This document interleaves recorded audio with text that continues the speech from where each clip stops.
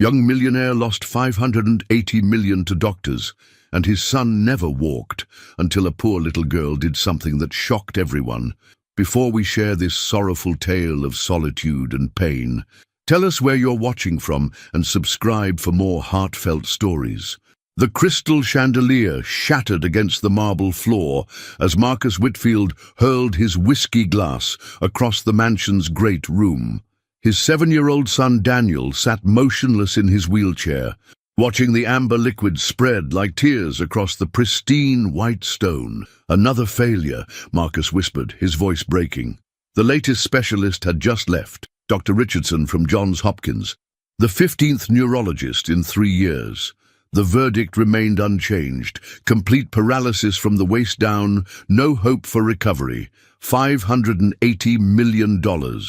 That's what Marcus had spent chasing miracles across the globe. Swiss clinics with their sterile promises, experimental treatments in Tokyo that yielded nothing but false hope, stem cell research in Germany that crumbled like dust in his hands. Every door his fortune could open, every expert his money could buy, all for nothing. The mansion felt like a mausoleum now, 40,000 square feet of emptiness where laughter once echoed.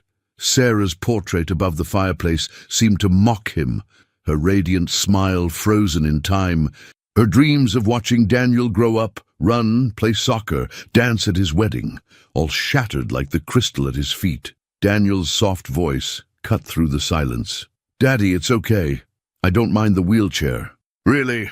Marcus knelt beside his son, fighting back tears that threatened to drown him.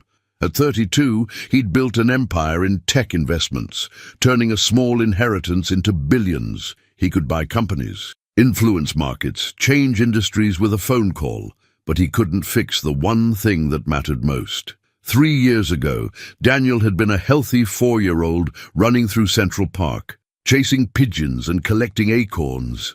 Then came that rainy October evening, the drunk driver who ran the red light, the twisted metal, the moment that stole everything. The accident that took Daniel's mobility and Sarah's life in one devastating instant. Marcus remembered holding Daniel's broken body in the emergency room, making desperate bargains with God. "Take my money, take my company, take my life, just let my son walk again." But God, it seemed, wasn't interested in negotiating. The doorbell echoed through the empty mansion, sharp and insistent. Marcus wiped his eyes, expecting another delivery of medical journals he'd never read, or flowers from business associates who didn't know what else to say. Instead, Mrs. Henderson, their elderly neighbor, stood on the doorstep with 2 children clinging to her sides like frightened birds. "Mr. Whitfield," she said urgently, her voice shaking, "I'm sorry to bother you, but there's been an emergency. These children, their grandmother just passed. I found them alone in that old apartment building on 5th Street. Social services won't come until Monday, and I can't. My arthritis, my small apartment." The girl couldn't have been older than 8, her dark hair matted and tangled, clothes worn thin but clean. She held the hand of a tiny boy, maybe 2 years old, who peered out from behind her legs with enormous brown eyes that held too much understanding for his age. "Please," the girl said, her voice steady despite her circumstances, chin raised with a dignity that broke Marcus's heart. "We just need somewhere to stay tonight. I take care of my brother. We won't be any trouble, I promise." Something in her tone, that same fierce protectiveness he felt for Daniel, made Marcus step aside without thinking. "Come in." "What are you doing here?" Marcus asked, finding the little girl sitting cross-legged beside Daniel's wheelchair in the garden the next morning. The October sun filtered through the maple trees, casting golden shadows across the estate's sprawling grounds. Dew still clung to the grass, and the air smelled of autumn and possibility. "I'm Lucy," she said simply, as if that explained everything. "And this is my brother Tommy." The toddler was picking up fallen leaves, giggling as he tossed them in the air like confetti. His laughter was pure magic, the kind Marcus hadn't heard in his house since before the accident. Daniel smiled, the first genuine smile Marcus had seen in months. His son's face, usually pale and withdrawn, glowed with something Marcus had almost forgotten existed: joy. "Lucy knows lots of games we can play sitting down. Dad, she taught me how to make leaf boats and fairy houses and everything." Marcus watched, mesmerized, as Lucy demonstrated folding maple leaves into tiny vessels, her small fingers working with surprising skill. She showed Daniel each step with infinite patience, never rushing, never showing frustration when he struggled with the fine motor work. When his clumsy attempt fell apart, she simply helped him start over. "It's okay," she told Daniel gently. "Mama always said the best things take practice, like walking or tying shoes or making people smile." When Tommy stumbled and scraped his knee on the brick pathway, Lucy was there instantly, kissing the hurt away and distracting him with a silly song about brave little boys who were tougher than dragons. Her voice was clear and sweet, completely unself-conscious, as she made up verses that had Tommy giggling instead of crying. "Where did you learn to take care of children so well?" Marcus asked, settling onto the garden bench to watch them play. Lucy's eyes grew distant, older than her 8 years should allow. "Mama got sick when Tommy was born. Real sick, in the hospital kind of sick. Grandma's hands shook too much to help with bottles and diapers and crying. I learned fast." She shrugged, as if caring for a toddler at age 5 had been perfectly normal. "You do what you have to do for family." That simple statement hit Marcus like a physical blow. You do what you have to do for family. Wasn't that exactly what he'd been failing at for 3 years? All his money, all his specialists, all his desperate searching. Was he doing what needed to be done, or just throwing wealth at a problem that required something else entirely? That evening, Marcus called his lawyer. "Jonathan, I need you to research the legal requirements for emergency foster care. These children can't go into the system. Marcus, you're grieving. You've been struggling with Daniel's situation. Taking on 2 more children right now, children with their own trauma." "Jonathan!" Marcus's voice carried the steel that had built his empire. "These kids have been through enough hell. I won't watch them get lost in bureaucracy. Just get me the paperwork." As he hung up, he heard laughter from the living room, real, unrestrained laughter that made the mansion's walls seem to expand and breathe. Lucy was reading "Good Night Moon" to both boys, doing different voices for each character, her dramatic interpretation making Daniel dissolve into giggles. Daniel was sitting up straighter than he had in months, completely absorbed in her animated performance. For the first time since Sarah's death, the house felt alive again, filled with the sounds of childhood and hope and healing. Something fundamental was shifting, like tectonic plates rearranging deep beneath the surface of their lives. Marcus couldn't name it yet, but he could feel it, the slow, tentative return of something he'd thought was lost forever. 2 weeks passed, like a dream Marcus was afraid to wake from. Lucy had transformed their quiet mansion into something resembling a real home, filling corners that had been empty with laughter and purpose, and the beautiful chaos of children who felt safe enough to simply be children. She woke each morning at 6, her small feet padding across the hardwood floors to check on Tommy before getting herself dressed. Then she'd appear in the kitchen in her borrowed pajamas, hand-me-downs from a church donation that were too big but clean and warm to make what she called fancy toast. "It's not just toast," she explained seriously to Marcus on her 3rd morning, standing on a kitchen stool to reach the counter. "It's butter and cinnamon and a little bit of sugar, and you have to cut it into triangles because that's how Mama made it special." Her small hands worked with practiced efficiency, spreading the mixture just so. Daniel waited eagerly each day for Lucy's arrival in his room. She'd created elaborate games they could play together, imaginary treasure hunts where his wheelchair became a pirate ship, sailing dangerous seas. Art projects using supplies Marcus hastily purchased from the local craft store, and storytelling sessions where they invented wild adventures featuring brave princes and clever princesses who always found ways to save the day. Marcus found himself looking forward to coming home from work, something that hadn't been true in 3 years. The house hummed with activity. Lucy helping Tommy with simple puzzles, Daniel teaching her basic math concepts he'd learned from his tutors. All three children building elaborate block towers that they'd knock down with delighted shrieks. "Today we're going to dance," Lucy announced on a crisp November morning, her eyes bright with mischief and determination. Marcus looked up from his coffee, feeling the familiar stab of pain that came whenever anyone mentioned activities Daniel couldn't participate in. "Lucy, sweetheart, Daniel can't." "Everyone can dance," she interrupted with the absolute certainty only 8-year-old children possess. "Dancing isn't about moving your feet. Dancing is about feeling the music in your heart and letting it move through you however it wants to." She disappeared into the living room and returned with Daniel's old portable speaker, a gift from Sarah that had sat unused since the accident, too painful to touch. Soft jazz filled the air, the same kind of music Sarah had loved, and Lucy took Daniel's hands in hers. "Close your eyes," she whispered, her voice gentle and sure. "Feel how the music moves through your arms, your head, your shoulders. Feel it in your chest, in your smile." Daniel's face lit up with wonder as Lucy guided his upper body in gentle swaying motions. She spun around his chair, her movements graceful and free, creating patterns in the air that seemed to include him completely in the dance.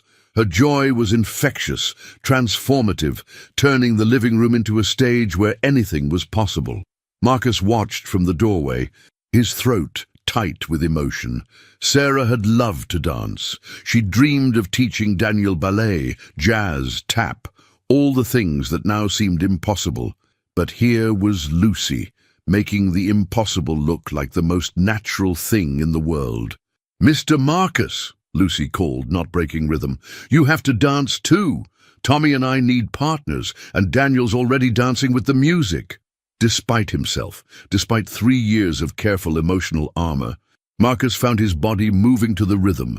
Tommy clapped his chubby hands, bouncing in Marcus's arms as they swayed. For 20 precious minutes, the mansion filled with music and laughter, and something Marcus had forgotten existed: pure, uncomplicated joy. That night, as he tucked the children into their beds, Daniel grabbed his father's hand. "Dad, Lucy makes everything better. She makes me forget that I'm different. Can she stay forever?" Marcus kissed his son's forehead, breathing in the scent of childhood innocence. "We'll see, buddy, we'll see." The social worker arrived on a grey December morning, her clipboard and serious expression filling the mansion's foyer with tension that seemed to suck all the warmth from the air.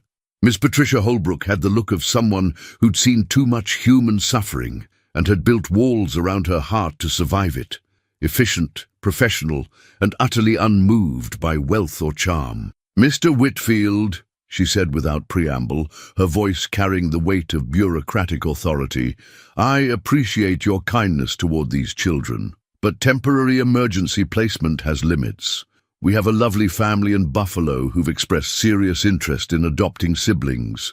The Hendersons, their experienced foster parents with 3 successful adoptions." Marcus felt his chest tighten, the air suddenly too thin to breathe properly. "Buffalo? That's 6 hours away. These children have been through enough upheaval.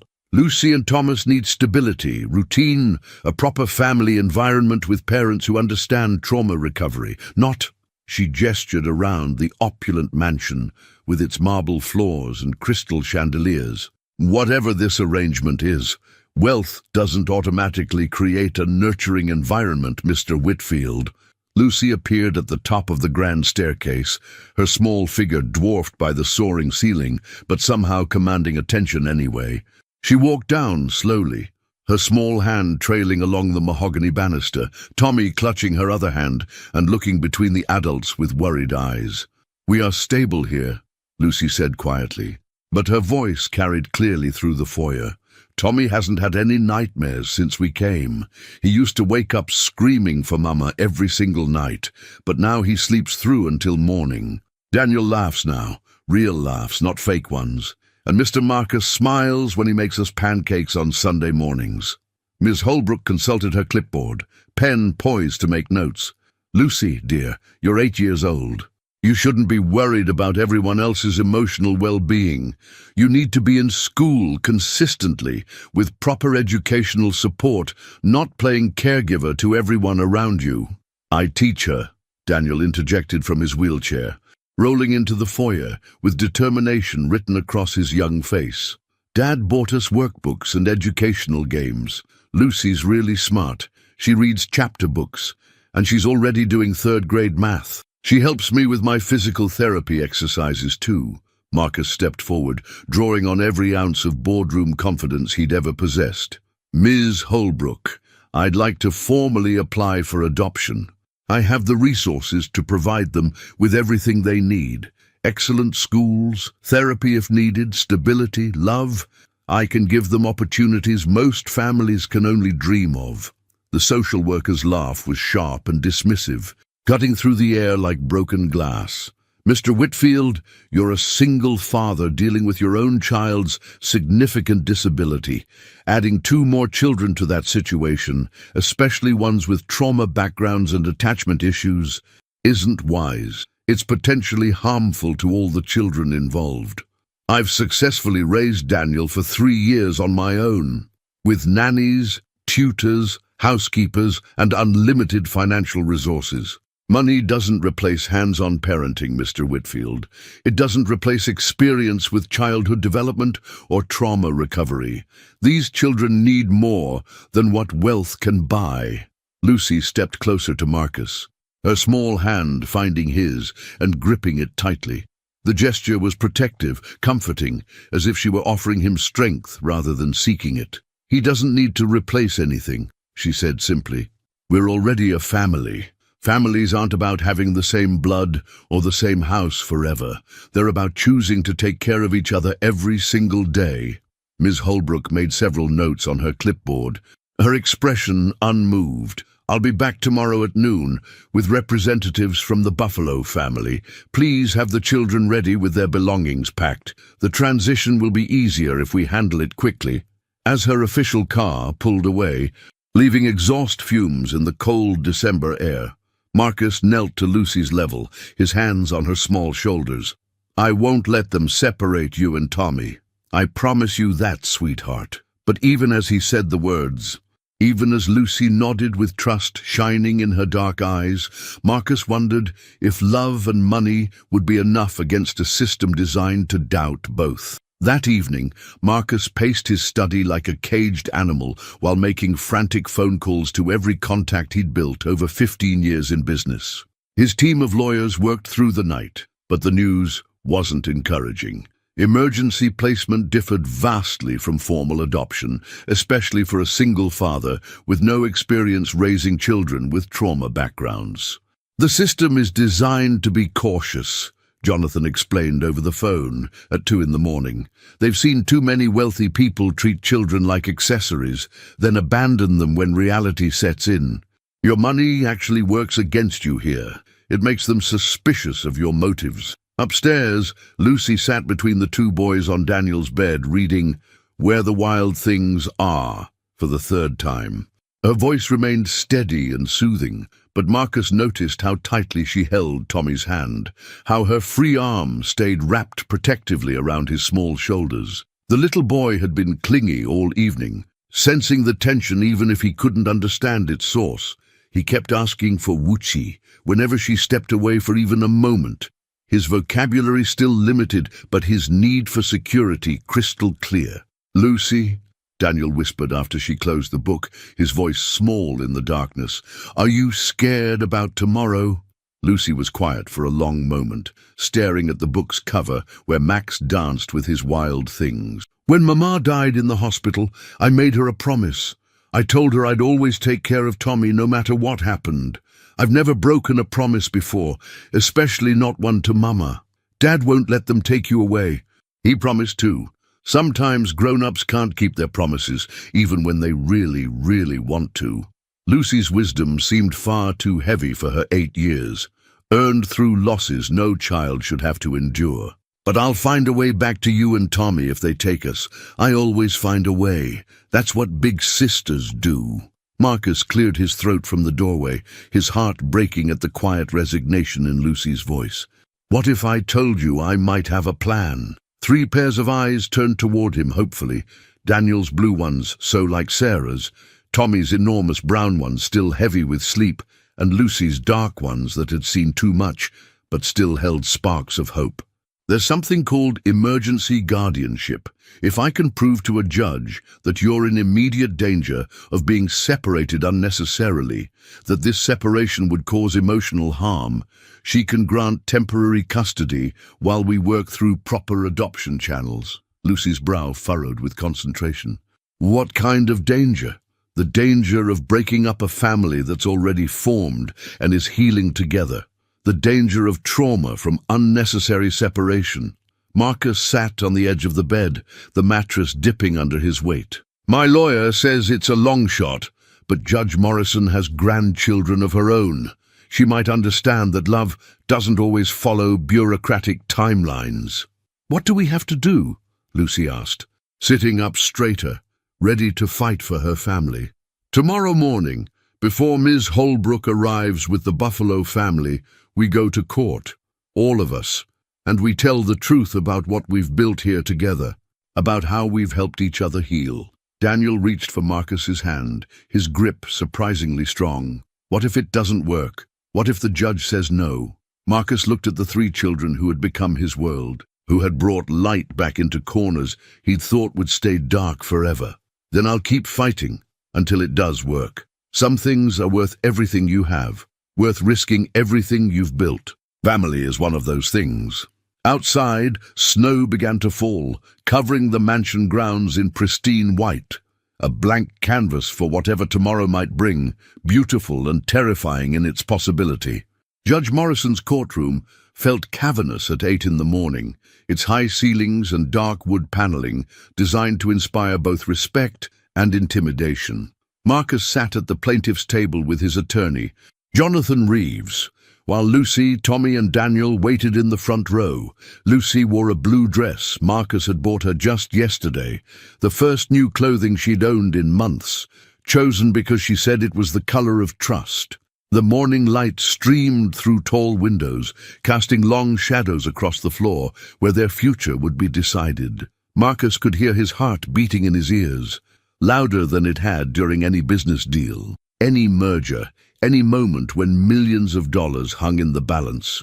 Your Honor, Jonathan began, his voice carrying the weight of their hopes, we're requesting emergency guardianship to prevent the unnecessary separation of children who have found stability, healing, and genuine family bonds in my client's home. Ms. Holbrook, representing the state, stood to object before Jonathan had even finished. Your Honor, Mr. Whitfield has no experience with formal adoption procedures, no training in trauma recovery, and no understanding of the complex needs these children present. The state has a responsibility to place them with qualified, pre-approved families. Judge Morrison, a woman in her 60s with silver hair and kind but sharp eyes that seemed to miss nothing, gestured toward the children.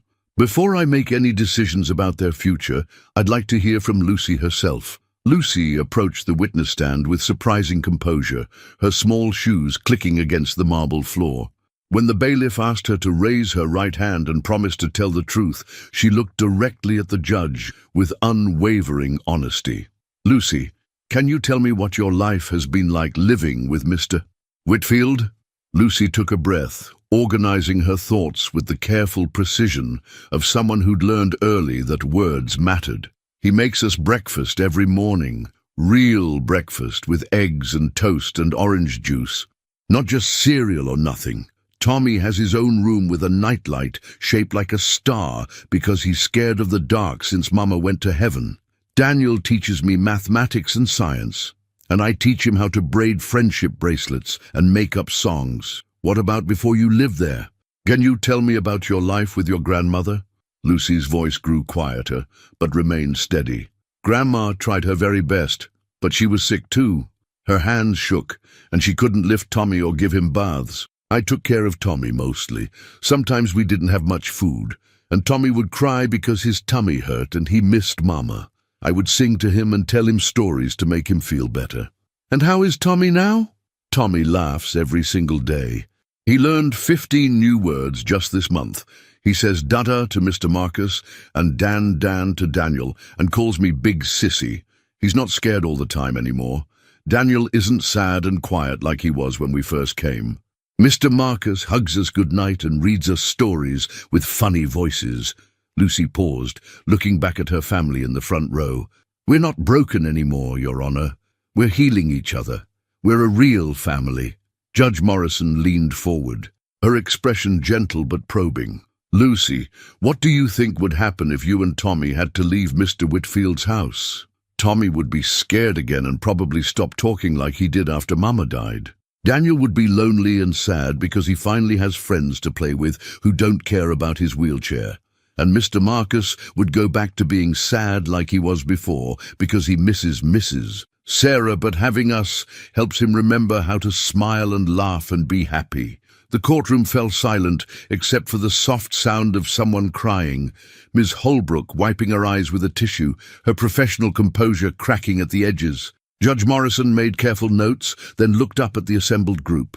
Emergency guardianship is granted for 90 days, during which formal adoption proceedings will begin immediately. Ms. Holbrook, I want comprehensive weekly reports on this family's progress, and I want to see evidence of educational planning, counseling resources, and stability measures. As they left the courthouse, snow still falling gently on the steps, Lucy tugged on Marcus's coat with a shy smile. Mr. Marcus, can I ask you something important? Anything, sweetheart. Always anything. When the 90 days are over, and we're really your children forever and ever, can I call you Dad? And can you call me your daughter? Marcus knelt down in the snow, pulling all 3 children into his arms, his voice thick with emotion and joy, and the overwhelming relief of a man who just won the most important battle of his life. Lucy, Tommy, you can call me Dad right now. You've been my children from the moment you walked into our house. Spring arrived with the force of a revelation, painting the Whitfield estate in vibrant greens and promising yellows. 3 months had passed since the courthouse victory, and the adoption papers were nearly finalized. Marcus watched from his study window as Lucy pushed Daniel's wheelchair through the garden while Tommy chased butterflies, his laughter carrying on the warm April breeze. The transformation in all of them was remarkable. Daniel had gained weight, his pale complexion now rosy with outdoor activity. His physical therapy sessions, once endured with reluctant compliance, had become collaborative efforts with Lucy, cheering him on, and Tommy providing entertainment with his silly antics. "Dad!" Lucy's voice called from the garden. Come quick. You have to see this." Marcus stepped outside to find an extraordinary scene. Daniel was attempting to transfer from his wheelchair to the garden bench, something he'd refused to try for months. Lucy stood beside him, not helping but offering quiet encouragement. "Remember what Dr. Patricia said about using your core muscles. I believe in you, Daniel." "I can do it," Daniel grunted, his arms straining as he lifted himself. For a moment he balanced between chair and bench, his face red with effort. Then, with a final push, he made it to the bench, grinning with pride. "I did it, Dad. Did you see? I did it myself." Marcus felt tears threatening as he applauded. This was the first time since the accident that Daniel had shown initiative in his physical recovery. "I'm so proud of you, son." That evening, as Marcus tucked the children into bed, Lucy lingered in the doorway of his study.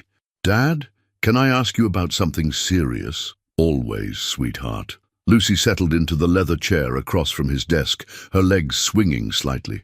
"Tommy's vocabulary is getting really good, but sometimes he still asks when Mama's coming home. I don't know what to tell him."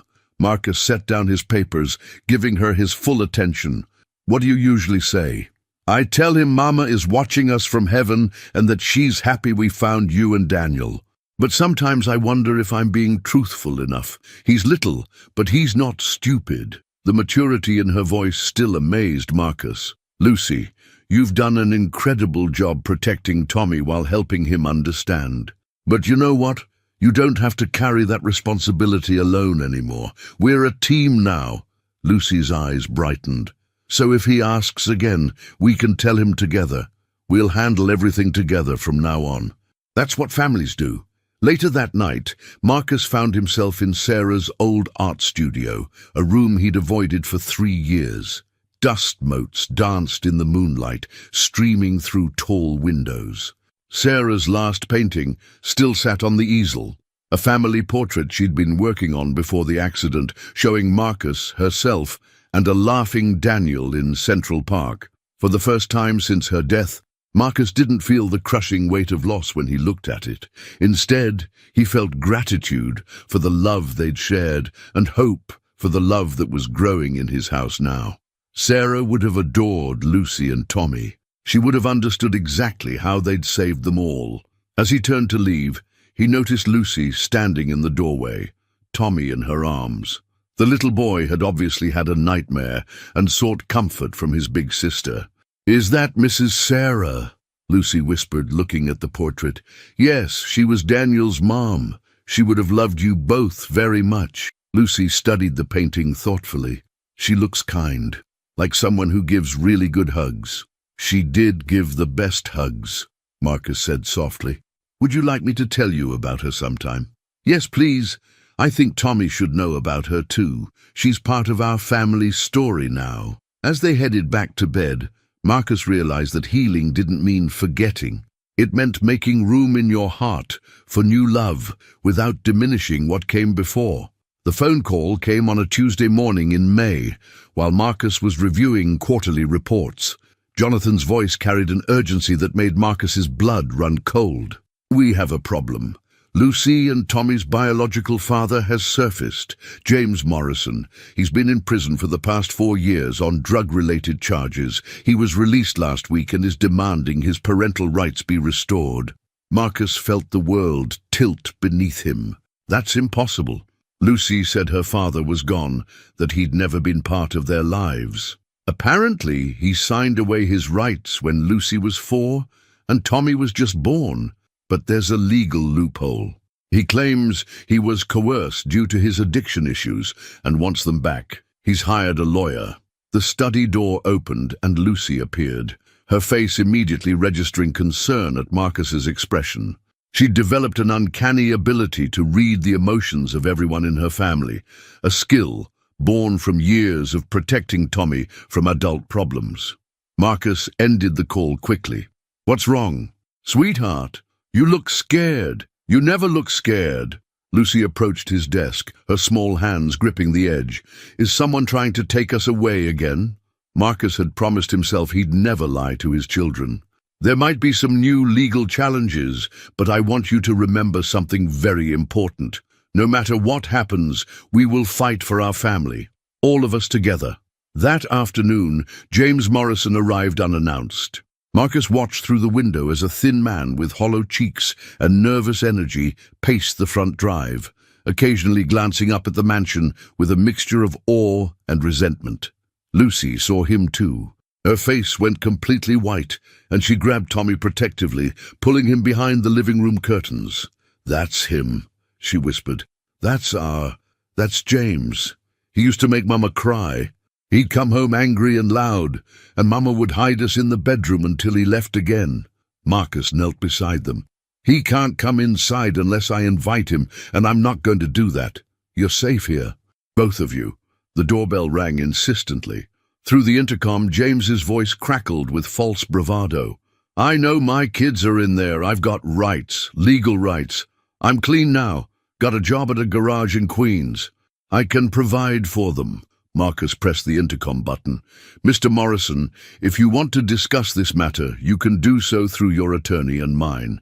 My children are not available for unscheduled visits." "My children?" James shot back. "Don't forget who their real father is, rich boy.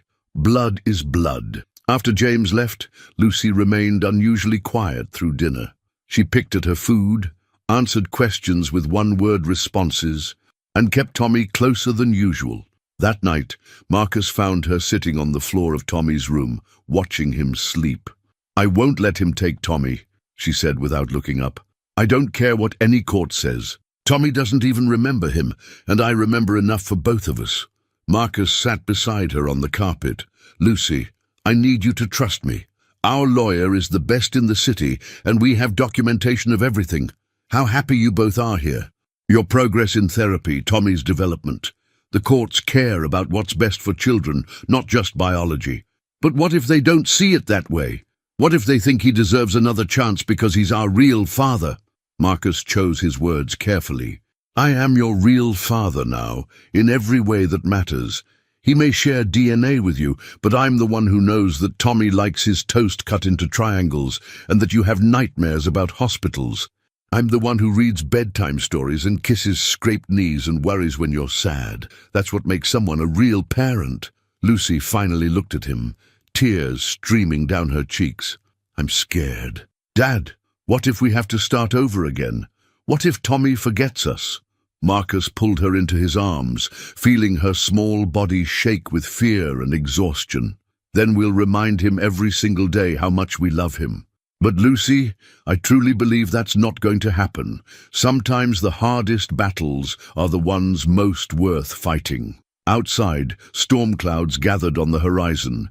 But inside their home, a family held each other close and prepared to fight for their right to stay together. The custody hearing was scheduled for June 15th, exactly 6 months after the children had first arrived at the mansion. Marcus hired the best family attorney in New York, but the weeks leading up to the hearing were filled with invasive home visits, psychological evaluations, and interviews that left everyone emotionally drained. Dr. Sarah Chen, the court-appointed child psychologist, spent hours with Lucy and Tommy individually.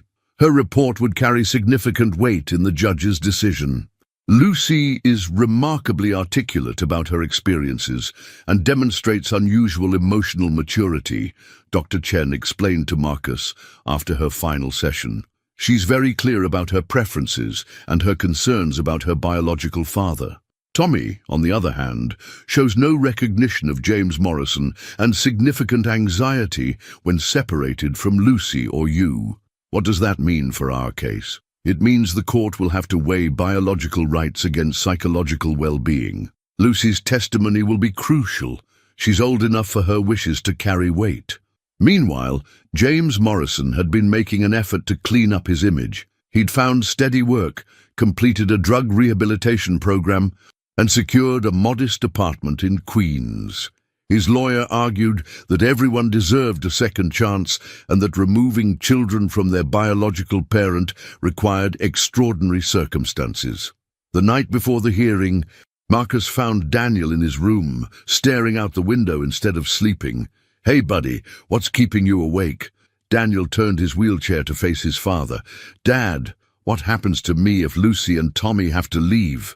I know I'm your real son, and they can't take me, but I don't want to be alone again."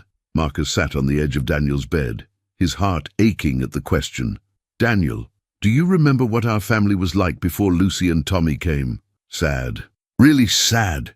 You worked all the time, and I just sat in my room most days. I didn't want to do physical therapy or try new things because everything reminded me that I was different. And now?" Daniel's face brightened despite his worries. "Now I want to get stronger so I can help Lucy push Tommy on the swing. I want to learn new things so I can teach them stuff. I want to get better because they believe I can do anything. That's exactly why we're going to fight so hard tomorrow. Son, not just for Lucy and Tommy, but for all of us. We're a family now, and families don't give up on each other." The morning of the hearing, Lucy appeared at breakfast in her best dress, navy blue with small white flowers that Sarah had chosen months earlier. She'd braided her own hair and helped Tommy get dressed in his little suit. "I have something to give you," she told Marcus, pulling a folded piece of paper from her pocket. "I wrote it last night in case I forget what to say." Marcus unfolded the paper to find Lucy's careful handwriting. "Dear Judge, I know James Morrison is my biological father, but Marcus Whitfield is my real dad. A real dad doesn't just give you DNA. A real dad teaches you that you're brave enough to face anything. A real dad makes you feel safe enough to dream about the future. A real dad loves your little brother as much as you do. Please don't make us leave our real family. We've already lost too much. Love, Lucy Whitfield." Marcus had to excuse himself to the bathroom to compose himself before they left for court. When he returned, he found all three children holding hands in the foyer, ready to face whatever came next as a united front. "Are we ready?" Marcus asked. "We're ready," Lucy said firmly. "We're fighting for our family today." As they walked out into the bright June morning, Marcus felt a strange sense of calm. Whatever happened in that courtroom, they had built something real and beautiful together. Love like that didn't just disappear because of legal paperwork. The question was whether the court would recognize what they all knew in their hearts.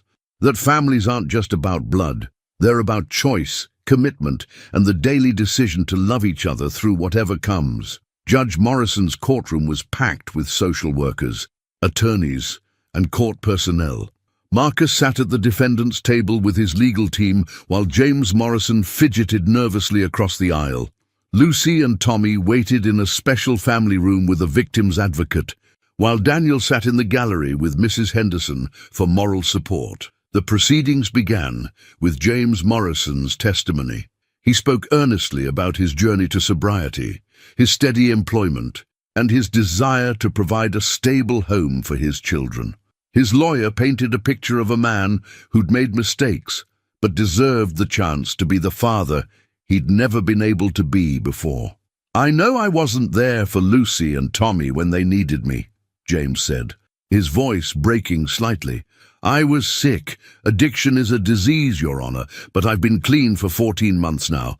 I go to meetings every day. I have a sponsor. I want my children to see that people can change." When cross-examined by Marcus's attorney, however, James's story began to show cracks. He couldn't remember Tommy's birthday or Lucy's favorite color. He had no knowledge of Tommy's developmental milestones or Lucy's educational progress. Most damaging, he admitted he'd had no contact with the children in over 3 years, even before his incarceration. "Mr. Morrison," the attorney pressed, "when was the last time you saw Lucy and Tommy before appearing at Mr. Whitfield's home last month?" James shifted uncomfortably. "It's been, well, I was dealing with my addiction. Time gets fuzzy when you're using. 3 years, Mr. Morrison. Your children lived in poverty with their ailing grandmother while you were absent from their lives entirely. Is that correct? I sent money when I could. According to financial records, you sent a total of $200 over 3 years. Is that your definition of providing for your children?" Marcus watched James deflate under questioning. Despite his anger at the man who'd abandoned Lucy and Tommy, he almost felt sorry for him. Almost. Then it was Lucy's turn to testify. She walked to the witness stand with quiet dignity, her small hand steady as she was sworn in. Judge Morrison leaned forward with a gentle smile. "Lucy, I know this is difficult, but I need to ask you some questions about your life. Can you tell me about living with your biological father when you were younger?" Lucy's voice was clear and measured. "James would come home late and smell funny. Sometimes he'd be really happy and give us candy, but usually he was angry about something. Mama would tell us to play quietly so we wouldn't make him mad. When Tommy was little and cried at night, James would yell at Mama to make him stop. How did that make you feel? Scared and responsible. I learned to take care of Tommy so Mama wouldn't get in trouble for his crying. And how do you feel in your current home with Mr. Whitfield?"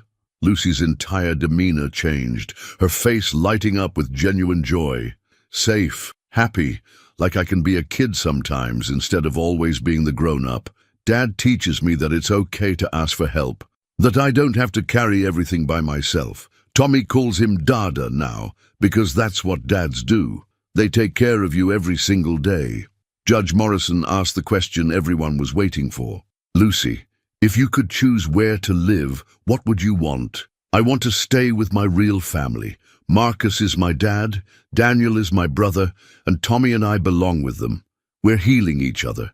James might be my biological father, but he's never been my dad. There's a difference." The courtroom was silent, except for the sound of someone crying quietly in the gallery. Even James Morrison had tears streaming down his face.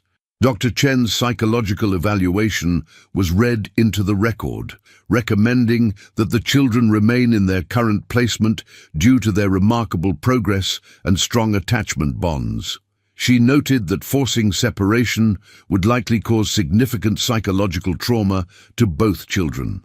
During recess, Marcus found James Morrison standing alone in the hallway, staring out a tall window at the city below. "They're amazing kids," Marcus said quietly. James nodded without turning around. "Lucy's got her mother's strength, always did, even as a tiny kid. And Tommy, he looks just like Lucy did at that age." He finally faced Marcus. "I know what you must think of me. I think you're a man who's been through hell and came out the other side. That takes strength, but not soon enough to matter for them." Marcus chose his words carefully. "It's not about timing, James. It's about what's best for Lucy and Tommy now. They've found stability, happiness, security. They're thriving." James was quiet for a long moment. "If I withdraw my petition, would you let me see them sometimes? Not as their father, but just, I don't know. So they know I got clean. So they know I tried to be better." The request surprised Marcus, but as he looked at this broken man who'd finally found his way back to sobriety, he felt something unexpected: compassion. "If that's what Lucy wants, and if you can respect the boundaries we set, then yes, I think she deserves to see that you kept fighting." When court reconvened, James Morrison stood before the judge with shaking hands. "Your Honor, I'd like to withdraw my petition for custody. These children have a good home, a real family. I don't want to destroy that because of my own regrets." The courtroom erupted in quiet celebration as Judge Morrison made the adoption official with her gavel. Marcus pulled Lucy and Tommy into his arms, while Daniel cheered from the gallery. As they left the courthouse, Lucy tugged on Marcus's sleeve. "Dad, was that the right choice? About maybe seeing James sometimes?" Marcus knelt to her level. "What do you think, sweetheart?" Lucy considered this seriously. "I think everyone deserves a chance to show they're trying to be better. But he's not my dad anymore. You are, and I always will be." 1 year after the adoption was finalized, the Whitfield family had settled into a rhythm that felt as natural as breathing. It was Daniel's 8th birthday, the first celebration since the accident that felt genuinely joyful rather than forced. Lucy had spent weeks planning the party with military precision. She'd organized games that Daniel could participate in fully, designed a treasure hunt with clues he could solve from his wheelchair, and even convinced Marcus to hire a magician who specialized in interactive shows for children with disabilities. "Dad, you have to see what Daniel can do now," Lucy announced as she burst into Marcus's study that morning. At 9 years old, she'd grown 2 inches and gained the confident bearing of a child who knew she was loved unconditionally. Marcus followed her to the garden, where an extraordinary sight awaited him. Daniel was transferring independently from his wheelchair to a large exercise mat on the grass. His arms, strengthened by months of dedicated physical therapy, motivated by his desire to keep up with his siblings, moved with new confidence. "Watch this," Daniel called out, his face glowing with pride. Using specialized equipment his physical therapist had recommended, he pulled himself across the mat using only his upper body strength. At the end, he executed a perfect sit-up before transferring back to his chair. "That's incredible, son. How long have you been working on that routine?" "Lucy's been timing me every day for 3 weeks. I can do the whole thing in under 5 minutes now." Daniel's grin was radiant. "I want to try wheelchair racing next year. There's a team in the city." Tommy, now 3 years old and chattering constantly, ran over to hug his big brother. Dan, fast, like race car." The birthday party that afternoon was everything Lucy had planned and more. 20 children from Daniel's therapy group and Lucy's school filled the mansion with laughter and chaos. Marcus watched from the kitchen window as his 3 children worked together to help their guests feel included. Lucy naturally taking charge of organization, Daniel demonstrating that his wheelchair made him the perfect captain for their pirate ship game.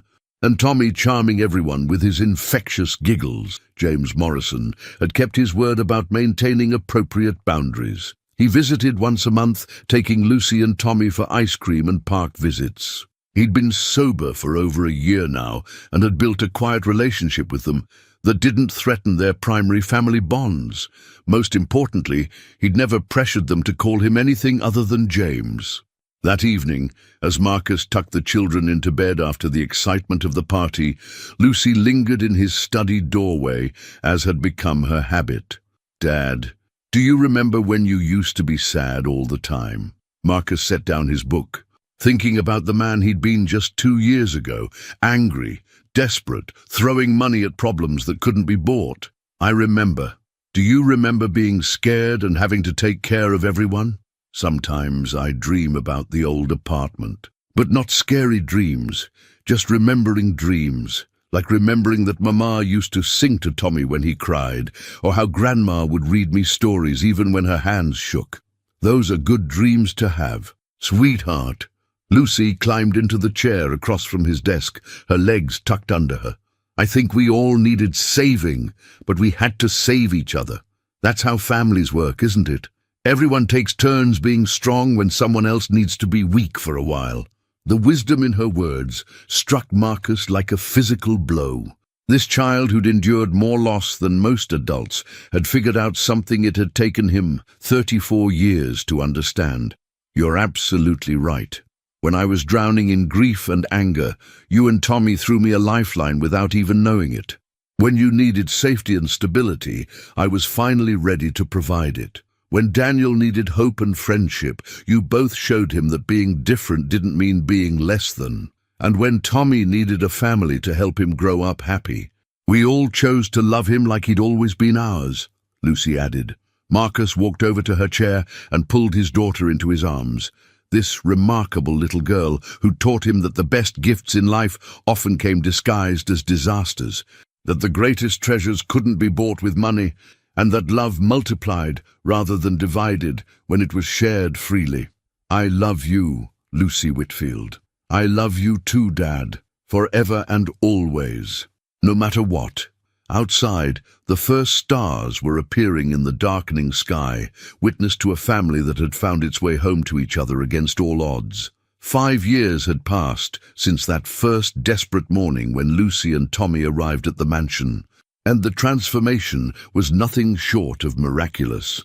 Marcus stood in his office, now redecorated with family photos and children's artwork, watching 13-year-old Lucy push Daniel's racing wheelchair around the estate's track, while 8-year-old Tommy cheered from the sidelines. Daniel, now 12, had become a champion in junior wheelchair racing. His determination to keep up with his siblings had driven him to discover talents he never knew he possessed. The boy who once sat quietly in his room now traveled to competitions across the country, his bedroom walls covered with medals and ribbons. "Dad!" Lucy called as she jogged toward the house, her long dark hair pulled back in a ponytail. She'd grown into a stunning young lady with Sarah's grace and her own fierce independence. "Daniel just broke his personal record, and guess what Tommy did?" Marcus stepped onto the porch to see Tommy executing a perfect cartwheel on the lawn, his face glowing with pride. The little boy who'd once clung to Lucy in fear now moved through the world with the confidence of a child who'd never doubted he was loved. "I'm learning gymnastics like Lucy did when she was little," Tommy announced, running over to hug Marcus around the waist. "Lucy says I'm a natural athlete like Daniel." That evening, the family gathered in the living room for their weekly tradition, sharing highlights from each person's week. It was Lucy's idea, implemented when she turned 10 and wanted to make sure everyone felt heard in their busy household.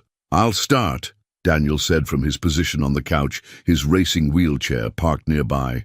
"My highlight was beating my mile time, but also Sarah Chen. You remember her, the psychologist from our custody hearing?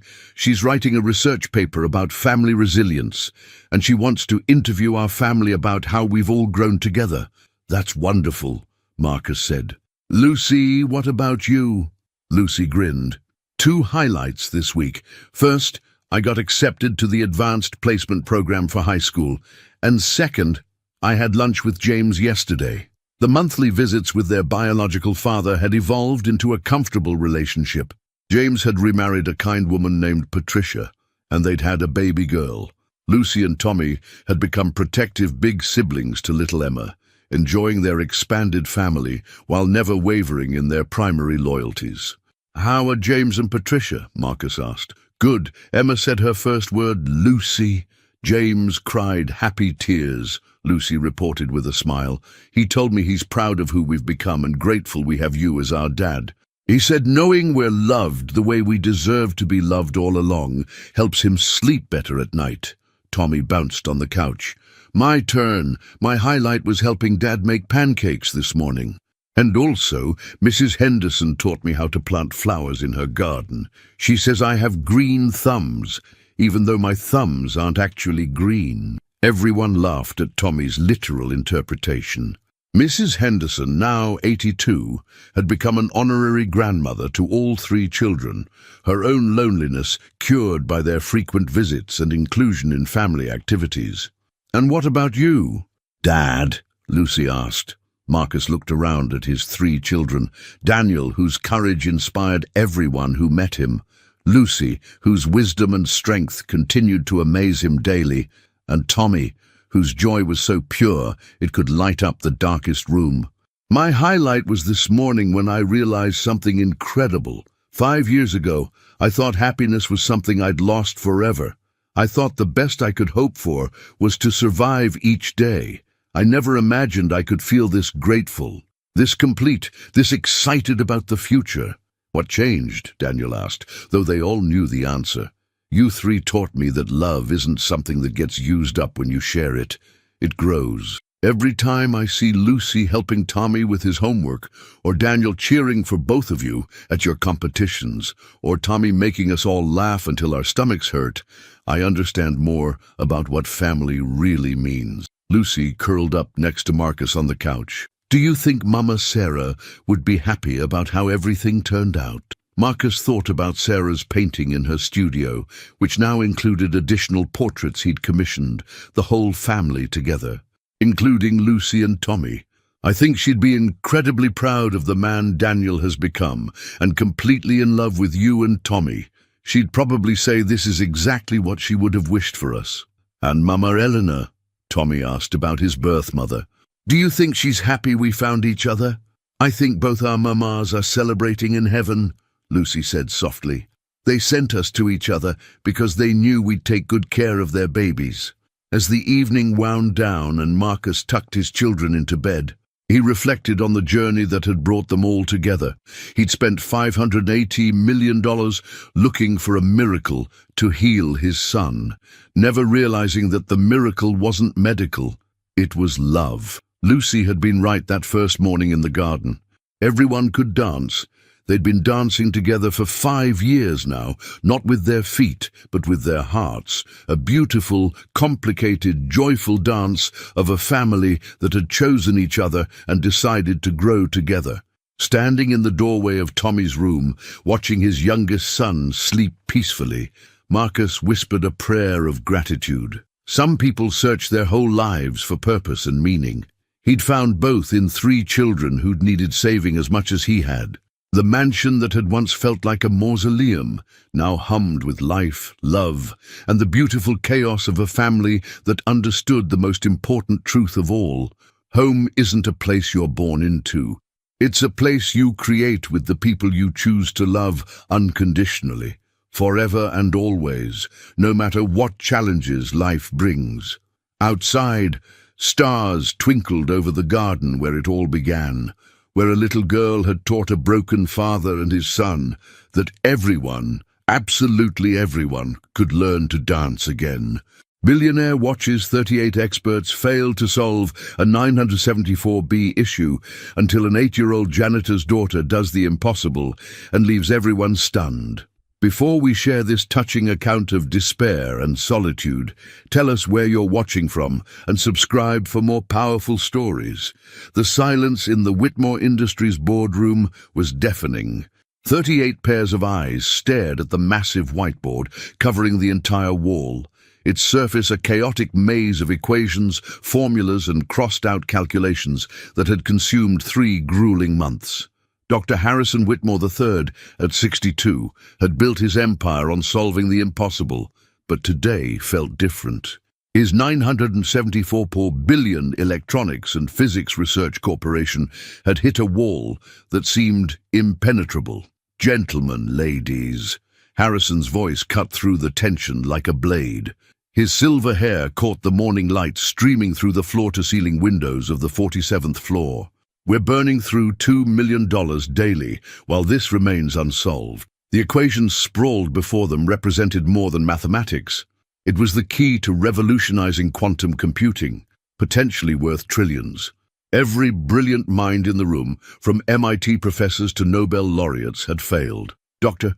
Sarah Chen, Harvard's youngest physics professor at 34, shook her head in frustration. Professor Michael Rodriguez from Stanford, whose breakthrough in particle physics had earned him international acclaim, rubbed his temples. "Sir," Dr. Chen spoke carefully, "perhaps we need to approach this differently. The quantum field interactions here defy conventional thinking is exactly what got us nowhere," Harrison interrupted, his frustration evident. 3 months ago, this had seemed straightforward. Now, with 38 of the world's most brilliant minds stumped, doubt crept in like poison. The equation mocked them from the board, a complex integration of quantum field theory and electromagnetic dynamics that would unlock instantaneous data processing. The implications were staggering: medical breakthroughs, space exploration, artificial intelligence beyond current imagination.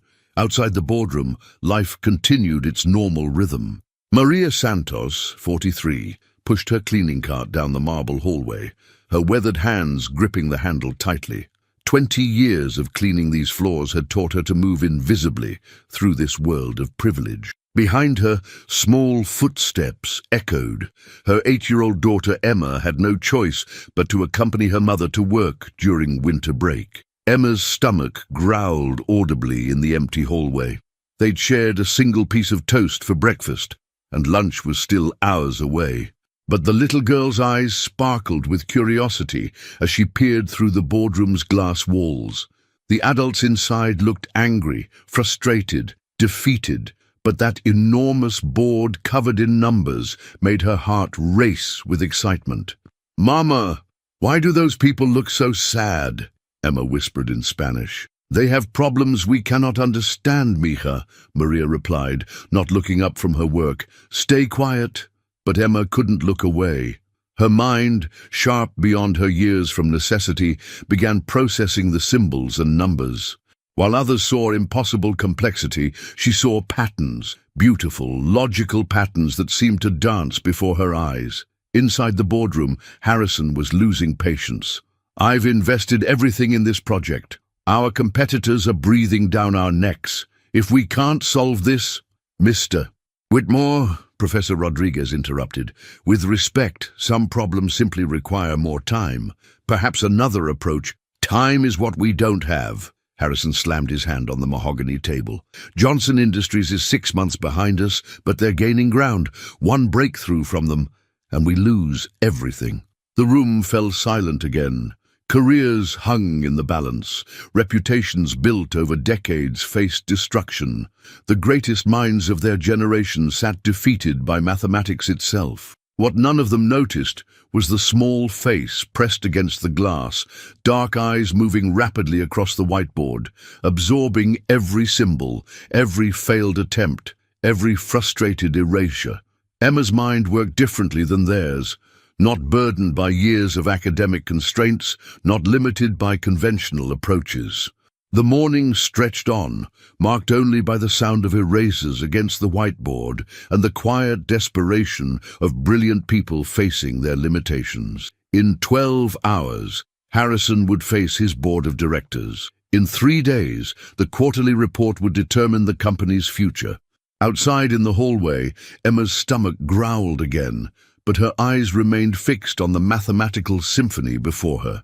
Something extraordinary was about to happen, though none of the adults suspected that salvation might come from the most unexpected source imaginable. The clock ticked toward a moment that would change everything. Dr. James Morrison from MIT slumped in his leather chair, the weight of failure heavy on his shoulders. At 56, he'd solved complex theoretical problems that had stumped generations of physicists, but this equation seemed to mock his very existence. Beside him, Dr. Elena Vasquez from Caltech nervously tapped her pen against her notebook, filled with failed attempts. "We're missing something fundamental," she whispered to Dr. Morrison. "Look at Section 3. The quantum interference patterns don't align with the electromagnetic field calculations." "I've noticed," Morrison replied grimly. "But every adjustment we make creates cascading errors in sections 5 through 8. Harrison paced behind them like a caged lion. His empire, built over 3 decades, teetered on the edge of collapse. The Whitmore name had meant innovation, breakthrough, victory, not this crushing defeat that threatened to destroy everything his grandfather had started in 1952. "Sir," Dr. Chen addressed Harrison, "perhaps we should consider bringing in quantum computing specialists from IBM or Google." "Already tried." Harrison's voice carried the exhaustion of a man pushed beyond his limits. "They're as stumped as we are. Their best estimates put a solution at 18 months minimum." 18 months. The words hung in the air like a death sentence. Johnson Industries would have their quantum processor in market within 12 months. The technological revolution that should have belonged to Whitmore would slip through their fingers like sand. In the hallway outside, Emma pressed closer to the glass wall. Her small hand traced equations in the air, following the logical flow that the adults seemed unable to see. Years of hunger had sharpened her mind. Necessity had taught her to find patterns where others saw chaos. While her mother cleaned conference rooms filled with abundance, Emma survived on scraps and developed a different way of thinking. "The derivative here," she whispered to herself in English, her accent soft but clear. "It's not right. They're treating it like a linear progression, but quantum fields don't work that way." Her words were too quiet for anyone to hear, lost in the thick glass and the heated discussions inside. But her mind raced ahead, seeing connections that decades of academic training had somehow obscured. Maria noticed her daughter's intense focus and approached quickly. "Emma, Mija, come away from there. These are important people with important work." "But Mama, they're doing it wrong," Emma said, her young voice carrying absolute certainty. "The numbers, they're fighting each other instead of dancing together." "What do you mean?" Maria asked, though she understood little of her daughter's gift with numbers. Teachers had mentioned Emma's unusual abilities, but in their world of survival, there was no time or money for special programs. "Look," Emma pointed at a section of the board visible through the glass. "That part there. They're forcing the equation to be something it doesn't want to be, like trying to make a circle into a square." Inside the boardroom, tension reached a breaking point. Professor Rodriguez stood abruptly, his chair scraping against the floor. "I need fresh air. This is impossible." "Nothing is impossible," Harrison declared, but his voice lacked conviction. "Our grandfathers put men on the moon with slide rules. We have quantum computers and AI assistants. And sometimes," Dr. Chen said quietly, "the most sophisticated tools can blind us to simple solutions." Her words carried unintended prophecy, simple solutions. While they debated and theorized, while they applied decades of training and Nobel Prize-winning insights, a hungry 8-year-old girl in the hallway was seeing what they could not. Emma's stomach cramped with familiar pain. The cafeteria would throw away hundreds of dollars worth of food today, while she and her mother shared a single sandwich for lunch. But the numbers on that board called to her, begged her to fix what was broken, to heal what was wounded. "Mama," she said suddenly, "what happens to the food they don't eat upstairs?" "They throw it away, Mija. So much waste." Emma's eyes lit up with possibility. What if I could help them solve their problem? What if they're so happy they give us the leftover food?" Maria's heart broke at her daughter's innocence. These people don't need help from little girls, Emma. They're the smartest people in the world. But sometimes the smartest people in the world need exactly what they least expect. A fresh perspective, an unbroken spirit, and a mind that sees mathematics not as burden, but as beautiful living art.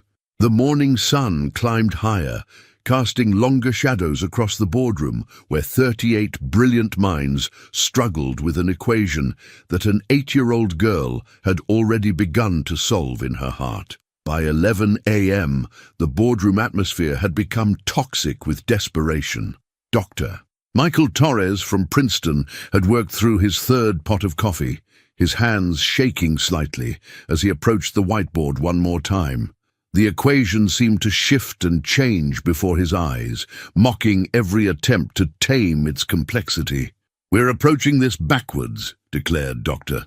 Rebecca Walsh from Oxford, her British accent sharp with frustration. "The quantum field calculations assume static conditions, but reality is dynamic." "We've tried dynamic modeling," Dr. Chen replied wearily. "Remember Tuesday's attempt? 17 hours of calculations that led nowhere." Harrison stopped pacing and faced his assembled team. His navy suit, perfectly pressed that morning, now showed wrinkles of stress. "Ladies and gentlemen, I'll be frank. The board meets tonight. If we can't show significant progress, they'll pull funding from this project." The room fell deadly silent. Pulling funding meant more than professional disappointment. It meant the collapse of the most ambitious scientific project of their generation. Careers would end. Dreams would die. The future of quantum computing would belong to someone else. "Sir," Professor Rodriguez spoke carefully, "perhaps we could request an extension." "Explain the complexity." "The board doesn't care about complexity." Harrison's voice carried bitter experience. "They care about results. Johnson Industries announced their breakthrough yesterday. We're running out of time to stay relevant." Outside in the hallway, Emma had convinced her mother to let her sit on the floor near the glass wall, while Maria cleaned nearby offices. The little girl had found a broken crayon in a wastebasket and was working equations on the back of discarded paper, her small fingers moving with surprising precision. "Misha, what are you writing?" Maria asked during a brief break. "I'm fixing their numbers, Mama," Emma replied with the confidence of childhood. "See? They keep trying to make this part equal that part, but they're different types of numbers, like trying to add apples and colors." Maria knelt beside her daughter, looking at the symbols and numbers that meant nothing to her. "How do you know these things, Emma?" "I don't know, Mama. I just see them, like when you look at a broken chair and know how to fix it." It was true. Emma had always seen patterns others missed. While other children struggled with basic arithmetic, she solved complex problems by seeing mathematical relationships as living, breathing entities. Numbers spoke to her in ways that words sometimes failed. Inside the boardroom, Dr. Morrison had reached his breaking point. "Perhaps we should consider that this equation is unsolvable with current mathematical frameworks. Maybe we're attempting something beyond human capability." "No," Harrison's voice cut like steel. "I've bet everything on this project. My reputation, my company, my family's legacy. There has to be an answer." Dr. Vasquez looked up from her calculations, dark circles under her eyes. "We could try dividing the problem into smaller segments. Attack each piece separately." "Already attempted," Dr. Chen replied. "Last week. The segments lose meaning without the whole." The whiteboard had become a battlefield, covered in the debris of intellectual warfare. Erasure marks crossed out failed attempts. Different colored markers showed various approaches, all ending in failure. The original equation, written in bold black ink, remained unchanged, unsolved, undefeated. Emma studied this chaos through the glass and saw something the experts missed. Their approaches fought against the equation's natural flow. They imposed solutions rather than discovering them. They treated mathematics like conquest rather than cooperation. "Mama," she said suddenly, "I need to tell them something." "Tell them what, Mija?" That they're hurting the numbers instead of helping them." Maria's heart ached at her daughter's innocence. These people are very smart, Emma. They don't need help from... But they do, Mama. Look at their faces. They're scared and sad. And the numbers on the board. They're crying. In her child's mind, Emma saw mathematics as alive, with feelings and preferences. The equation wasn't a problem to be solved, but a puzzle that wanted to be understood. The difference between conquest and cooperation might seem small to adults, but it was everything. Harrison glanced at his Rolex, a gift from his father when Whitmore Industries went public 30 years ago. Time was slipping away like sand through his fingers. In 9 hours, he would face a boardroom full of investors who measured success only in profits and patents. What he didn't know was that salvation sat just beyond the glass wall, in the form of a hungry little girl who saw mathematics not as enemy, but as friend.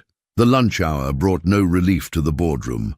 Catered meals from the city's finest restaurant sat untouched on a side table, while 38 brilliant minds continued their battle against mathematical impossibility. The irony wasn't lost on Harrison. Thousands of dollars worth of gourmet food growing cold while desperation grew hot. Dr.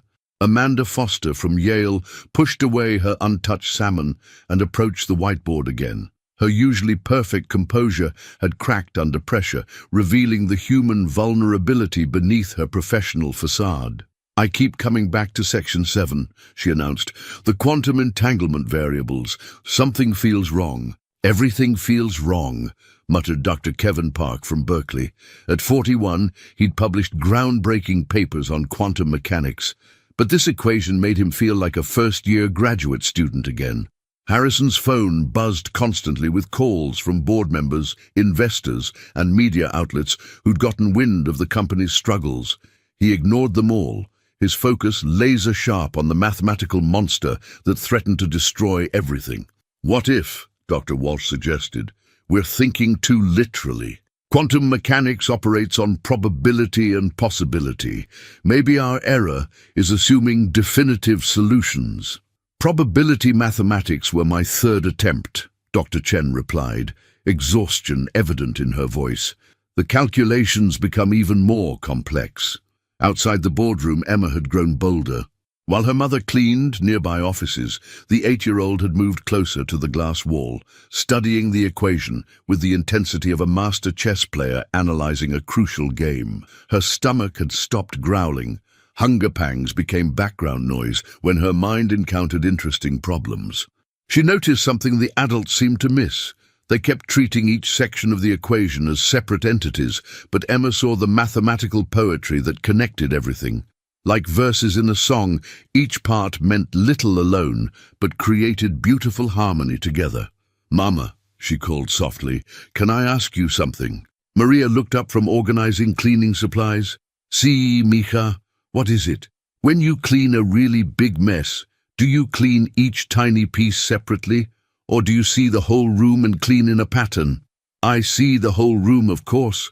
Otherwise I'd waste time and miss connections." Emma nodded enthusiastically. "That's what they're not doing. They're cleaning each tiny piece but not seeing the whole room." Maria didn't understand the mathematics, but she understood her daughter's gift for seeing patterns others missed. Teachers had mentioned Emma's unusual abilities, though no one had time or resources to explore them properly. In their world, survival took priority over genius. Inside the boardroom, tension had reached dangerous levels. Tempers flared as exhaustion and pressure took their toll. Dr. Torres slammed his marker down, leaving a frustrated streak across the whiteboard. "This is impossible," he declared. "We're wasting time, money, and reputations on something that may not have a solution." "Every problem has a solution," Harrison insisted, but his voice carried less conviction than before. "My grandfather used to say that impossibility is just another word for not yet figured out." "Dr." Morrison looked up from his calculations, his expression grave. "With respect, sir, your grandfather wasn't dealing with quantum field dynamics that operate outside conventional mathematical frameworks." "Conventional frameworks?" Harrison repeated thoughtfully. "What if that's exactly the problem?" The room fell silent, as 38 brilliant minds contemplated the possibility that their greatest strength, years of academic training and conventional thinking, might be their greatest weakness. Emma pressed her small hand against the glass wall, her dark eyes tracking across the equation with mechanical precision. In her mind, she could see the solution flowing like water, natural and inevitable. The numbers wanted to dance together, but the adults kept forcing them into rigid formations that fought their essential nature. Her breath fogged the glass as she whispered, "You just need to let them be friends." "Doctor." Foster paused mid-calculation, a strange feeling washing over her. For a moment, she thought she heard something, not words exactly, but a different way of thinking. She glanced toward the glass wall but saw only empty hallway. The afternoon sun shifted, casting new shadows across the boardroom. Time continued its relentless march toward evening, when Harrison would face his board of directors without a solution. What he needed was a miracle. What he had was much better. A little girl with an empty stomach and a full heart, who understood that mathematics wasn't about conquest, but about cooperation. The equation waited patiently on the whiteboard, ready to reveal its secrets to the one mind capable of seeing them clearly. The afternoon light cast long shadows across the boardroom as desperation reached fever pitch. Doctor. Jennifer Liu from Stanford had filled an entire supplementary whiteboard with attempted solutions, each one crossing out in red ink like mathematical tombstones. The air conditioning worked overtime against the heat generated by brilliant minds under impossible pressure. "We're missing something fundamental, Doctor," Rodriguez declared, his voice hoarse from hours of discussion. "Every approach leads to the same dead end in Section 12. Harrison hadn't sat down in 3 hours. His pristine office had become a war room, and he was a general watching his army fail against an enemy that couldn't be defeated through conventional means. The weight of 3 generations of family legacy pressed down on his shoulders like a physical force. "Sir," Dr. Park spoke hesitantly, "perhaps we should consider alternative approaches. Instead of solving the complete equation, we could develop partial solutions that... Partial solutions won't revolutionize quantum computing." Harrison cut him off sharply. "Johnson Industries isn't pursuing partial solutions. They're going for the complete breakthrough, and they're gaining on us every day." The truth hung heavy in the air. Partial victory was total defeat in the high-stakes world of technological innovation. Second place meant irrelevance, and irrelevance meant the slow death of everything Harrison's family had built. Outside the boardroom, Emma had found a comfortable spot on the marble floor where she could observe the equation while staying out of her mother's way. Maria worried about her daughter sitting so still for so long, but Emma seemed happier watching the numbers than playing with the few toys they could afford. "Mija," Maria said during a brief break, "are you hungry? I have half a sandwich."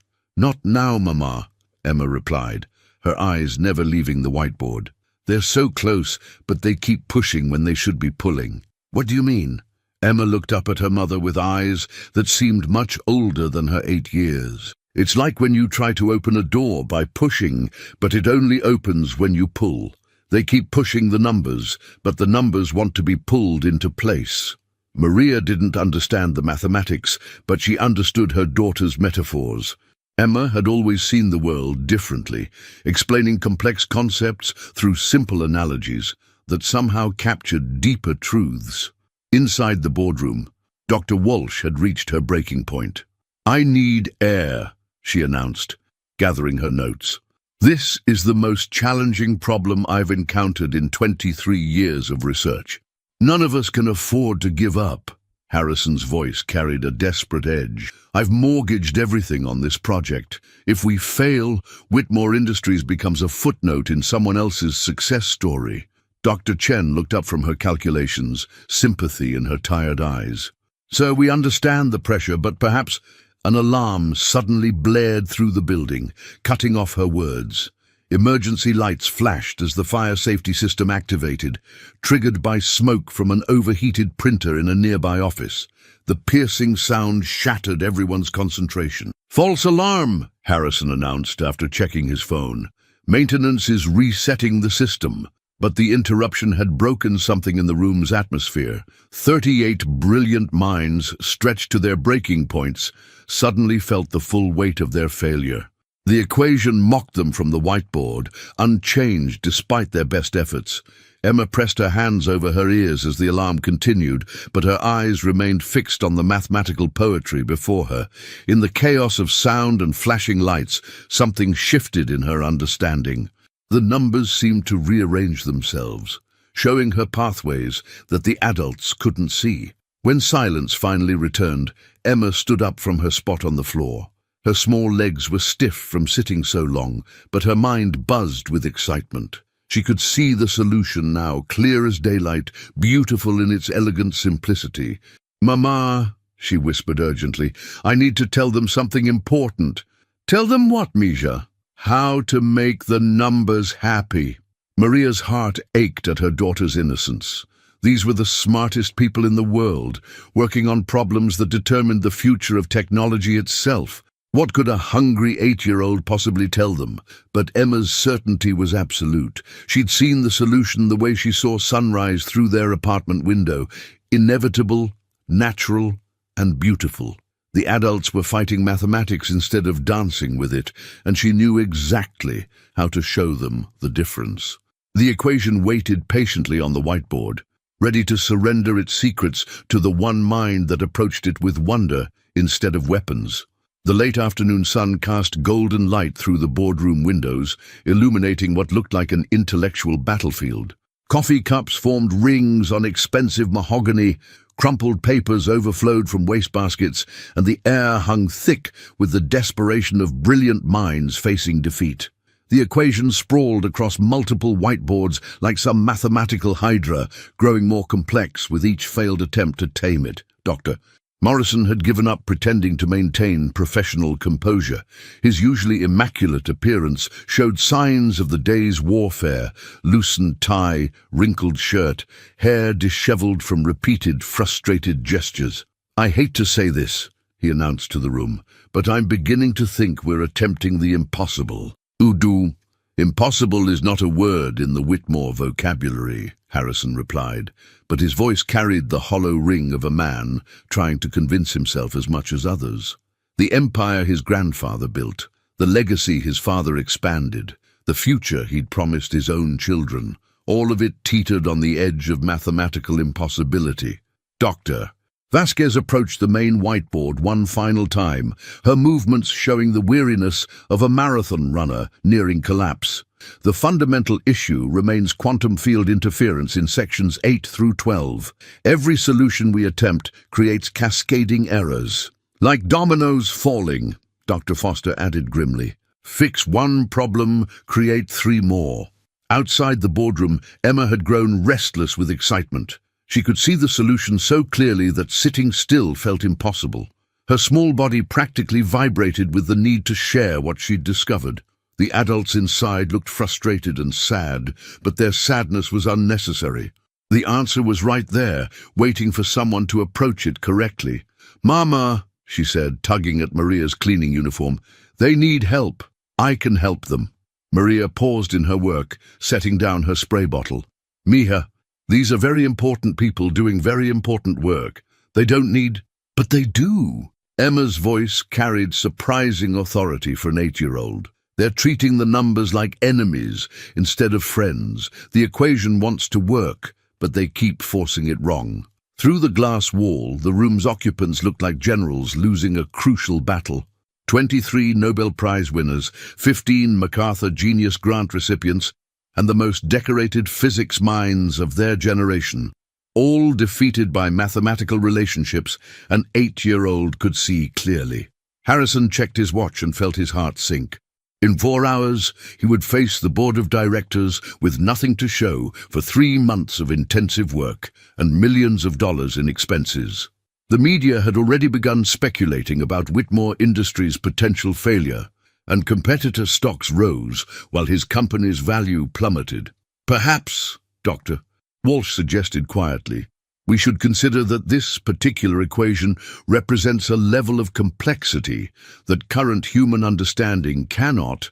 No, Harrison's voice cut through the room like a blade. I refuse to accept defeat.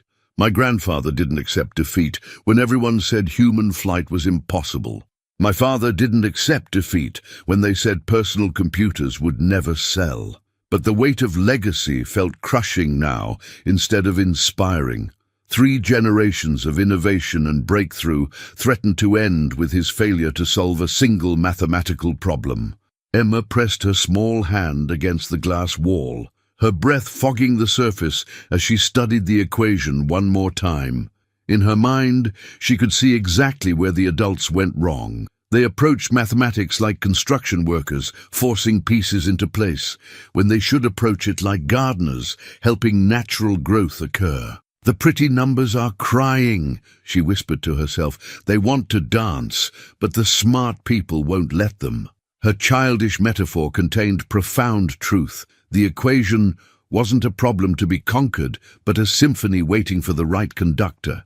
The mathematical relationships wanted to flow naturally, but academic training had taught the experts to impose solutions rather than discover them. Dr. Chen slumped in her chair, exhaustion finally overtaking ambition. I need to call my university. They'll want to know why I've been absent from teaching duties without results to show for it. We all have explanations to give, Dr. Torres added grimly, reputations to repair. The room fell silent as 38 brilliant minds contemplated professional humiliation. Years of study, decades of achievement, lifetimes of dedication, all potentially meaningless in the face of mathematical impossibility. Emma's stomach growled loudly in the hallway, reminding her of the hunger that had become her constant companion. But the rumbling sound gave her an idea. These important people had so much food they didn't eat. Maybe, if she helped them solve their problem, they would share some of that abundance. With the innocent confidence of childhood, she made a decision that would change everything. Taking a deep breath, Emma walked toward the boardroom door, her small hand reaching for the handle that would open the door between impossible and inevitable.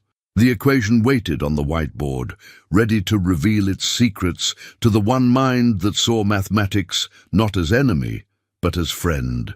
Emma's small hand turned the heavy brass door handle with surprising determination. The click echoed through the marble hallway like a gunshot, but inside the boardroom, 38 exhausted minds barely registered the sound.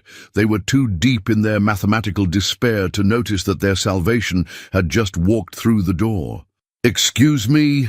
Emma's clear voice cut through the heavy atmosphere, her 8-year-old pronunciation careful and precise. "I think you're doing the numbers wrong." The room fell dead silent. 38 pairs of eyes turned toward the source of interruption, a small girl in a faded pink dress, her dark hair pulled back in a simple ponytail, her shoes worn but clean. She stood in the doorway like David facing Goliath, unaware that she was interrupting some of the most brilliant minds in the world. "Doctor." Chen was the first to recover from shock. "Sweetheart, this is a private meeting. You shouldn't be—" "I can solve it," Emma announced with the absolute certainty that only children possess. "Your equation. I can fix what's broken." Harrison felt a mixture of irritation and incredulity wash over him. 3 months of intensive work by Nobel laureates, and now an 8-year-old claimed she could solve what they couldn't? "Young lady, this is extremely complex mathematics that requires—" "I know," Emma interrupted, stepping further into the room. Her stomach chose that moment to growl audibly, reminding everyone of the real world, beyond mathematical abstractions. "I've been watching through the glass. You keep fighting the numbers instead of dancing with them." Dr. Morrison stood up, his professional courtesy warring with exhaustion. "Child, these are quantum field equations that doctoral candidates struggle to understand. Perhaps you should find your parents." "My mama is cleaning your offices," Emma replied matter-of-factly, "and I understand the numbers fine. You just need to let them flow like water instead of building walls around them." Her metaphor hung in the air, deceptively simple yet somehow profound. Dr. Walsh found herself intrigued despite her skepticism. What do you mean by flow like water? Emma approached the main whiteboard, her small frame dwarfed by the massive equations that had defeated brilliant minds for months. See here? She pointed to section 7 without touching the board. You're trying to make this part equal this part, but they don't want to be equal. They want to complement each other like music harmonies. The room remained silent, but something had shifted. 38 experts found themselves listening to a child who saw mathematics not as rigid rules, but as living, breathing relationships. Look, Emma continued, her young voice gaining confidence. In section 3, you have quantum interference patterns, right? But you're treating them like they're separate from the electromagnetic calculations in section 8. They're not separate. They're dancing partners. Dr. Vasquez leaned forward, her scientific curiosity overriding her disbelief. What do you mean by dancing partners? In real dancing, you don't force your partner to move exactly like you. You move together but different. The quantum stuff and the electromagnetic stuff, they want to move together but different. Harrison felt something stir in his chest. Not hope exactly, but a crack in his despair. And how would you suggest we let them dance together? Emma studied the equation with the intensity of a master musician reading a complex score. You need to change the integration here. She pointed to a section that had caused particular problems. Instead of treating it as a linear progression, make it spiral, like how water goes down a drain, but prettier. The room held its collective breath. Dr. Chen approached the whiteboard, marker in hand. Show me exactly what you mean. Emma looked at the marker, then at the 38 brilliant faces watching her. For the first time since entering the room, her confidence wavered slightly. I don't know how to write the fancy symbols, but I can see how they should go. Then tell us, Harrison said, his voice gentler now. Describe what you see. Emma took a deep breath and began describing mathematical relationships with the clarity of pure intuition. As she spoke, describing spirals and harmonies and natural flows, something extraordinary happened. The experts began to see their equation through her eyes, not as an enemy to be conquered, but as a puzzle that wanted to be solved. Dr. Foster started translating Emma's descriptions into mathematical notation, her hand moving quickly across a fresh section of whiteboard. With each symbol she wrote, following the child's guidance, the equation began to transform. Wait, Dr. Morrison said suddenly, his eyes widening. If we apply spiral integration to section 7 while maintaining harmonic resonance with section 8, the room exploded into activity.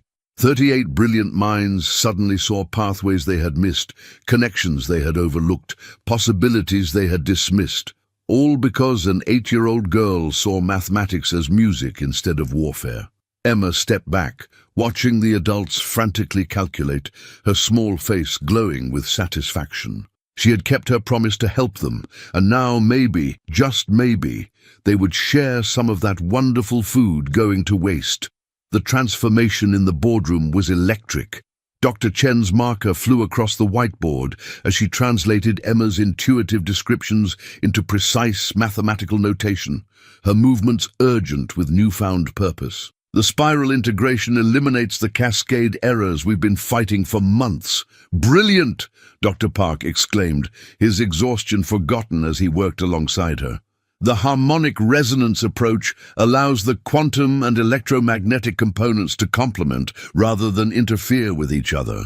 Emma watched the flurry of activity with wide eyes, amazed at how quickly the sad, frustrated adults had become excited and energetic. They scribbled numbers and symbols with the enthusiasm of children at play, their earlier despair replaced by electric anticipation.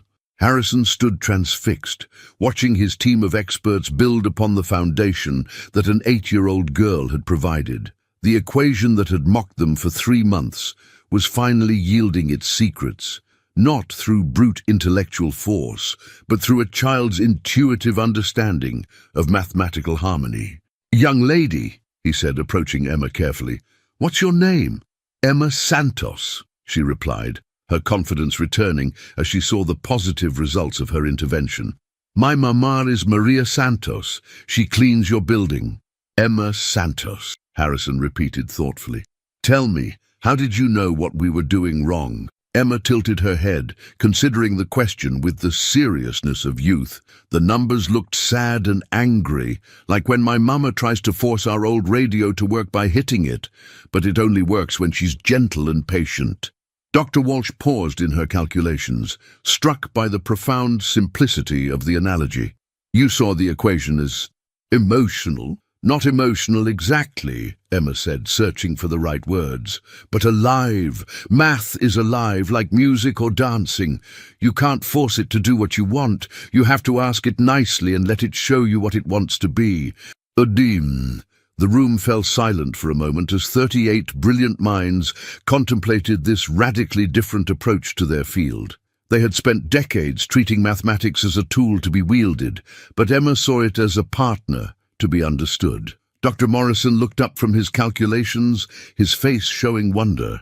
The spiral integration is working. Section 12 is resolving beautifully. And the electromagnetic harmonics are stabilizing the quantum field fluctuations instead of amplifying them, Dr. Vasquez added excitedly.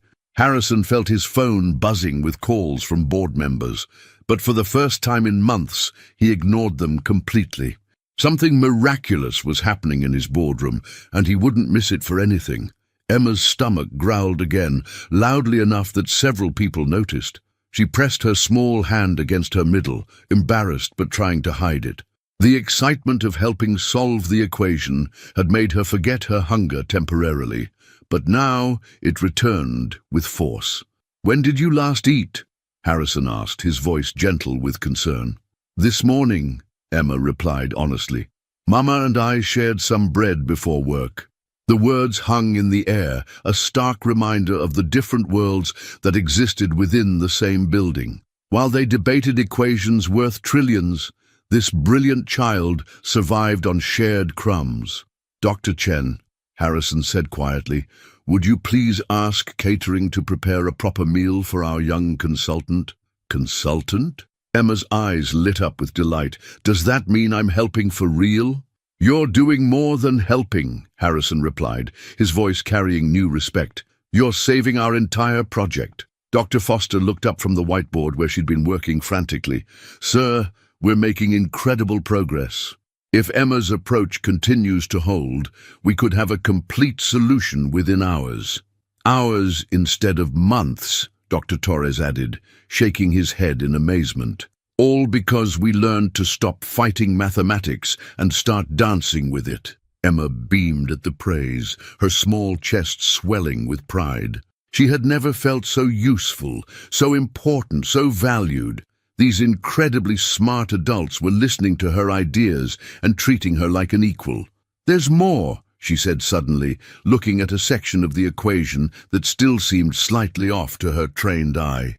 "In section 10, you're still pushing a little bit. If you make it more like a gentle curve instead of a straight line." The experts rushed to implement her suggestion, their movements coordinated like a well-rehearsed orchestra. Emma's unique perspective had unlocked not just a solution, but an entirely new way of approaching complex mathematical problems. As the afternoon sun shifted lower in the sky, casting warm golden light across the boardroom, something extraordinary was taking shape.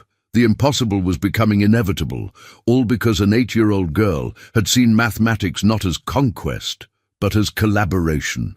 The equation that had defeated brilliant minds for months was finally ready to surrender its secrets to the power of childlike wonder and genuine understanding. The boardroom had transformed into a symphony of intellectual excitement. Markers squeaked against whiteboards as 38 brilliant minds worked with unprecedented coordination, building upon Emma's revolutionary insights. The child stood at the center of it all, her small frame dwarfed by towering adults, yet commanding their complete attention and respect. "The resonance patterns are stabilizing perfectly, Dr. Wu," Chen announced, her voice trembling with excitement. "Emma's harmonic approach is eliminating decades of theoretical roadblocks." Dr. Morrison wiped sweat from his forehead, his earlier exhaustion replaced by manic energy.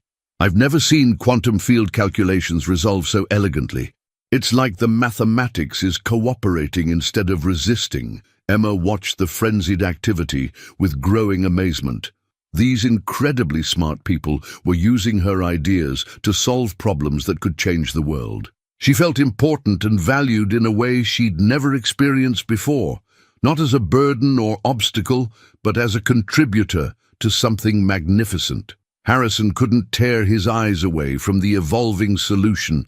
Months of despair were melting away as the equation yielded section by section to Emma's intuitive understanding. "Young lady," he said, approaching her carefully, "do you understand what you've accomplished here?" "I helped fix the sad numbers," Emma replied with characteristic simplicity. "Now they're happy and working together instead of fighting." "You've done much more than that." Harrison's voice carried profound respect. "You've potentially revolutionized quantum computing, which could transform medicine, space exploration, artificial intelligence, everything." Emma's eyes widened. "Really? Just by being nice to the numbers? Just by seeing what we couldn't see?" Dr. Walsh interjected, looking up from her calculations. "We were so focused on forcing solutions that we missed the natural pathways the mathematics wanted to follow." A catering assistant appeared at the boardroom door, wheeling in a cart laden with fresh food. Harrison had ordered a complete meal for Emma. Sandwiches, fruit, milk, cookies, more food than she typically saw in a week. "For me?" Emma asked, her eyes reflecting disbelief and delight. "For our chief consultant," Harrison replied with a smile. "The person who saved our project deserves proper nutrition." Emma approached the food cart as if it were treasure. She selected a sandwich with careful reverence, taking small bites to make it last longer. The flavors seemed impossibly rich after months of subsistence meals. "Mama will be so happy," she said between bites. "She worries when I'm hungry, but she can't help it. We don't have much money." The words struck the room like lightning. These brilliant minds, focused on trillion-dollar breakthroughs, suddenly faced the reality of genuine poverty existing just outside their privileged bubble. Dr. Vasquez felt tears forming in her eyes. "Emma, how often are you hungry?" "Most days," Emma answered honestly, not understanding why the question made the adults look so sad. "But it's okay. Mama works very hard, and someday things will be better." Harrison felt something fundamental shift inside his chest. This remarkable child, who had just saved his company and potentially changed the world, lived with daily hunger while he worried about stock prices and board meetings. "Dr. Foster," he said quietly, "how close are we to a complete solution?"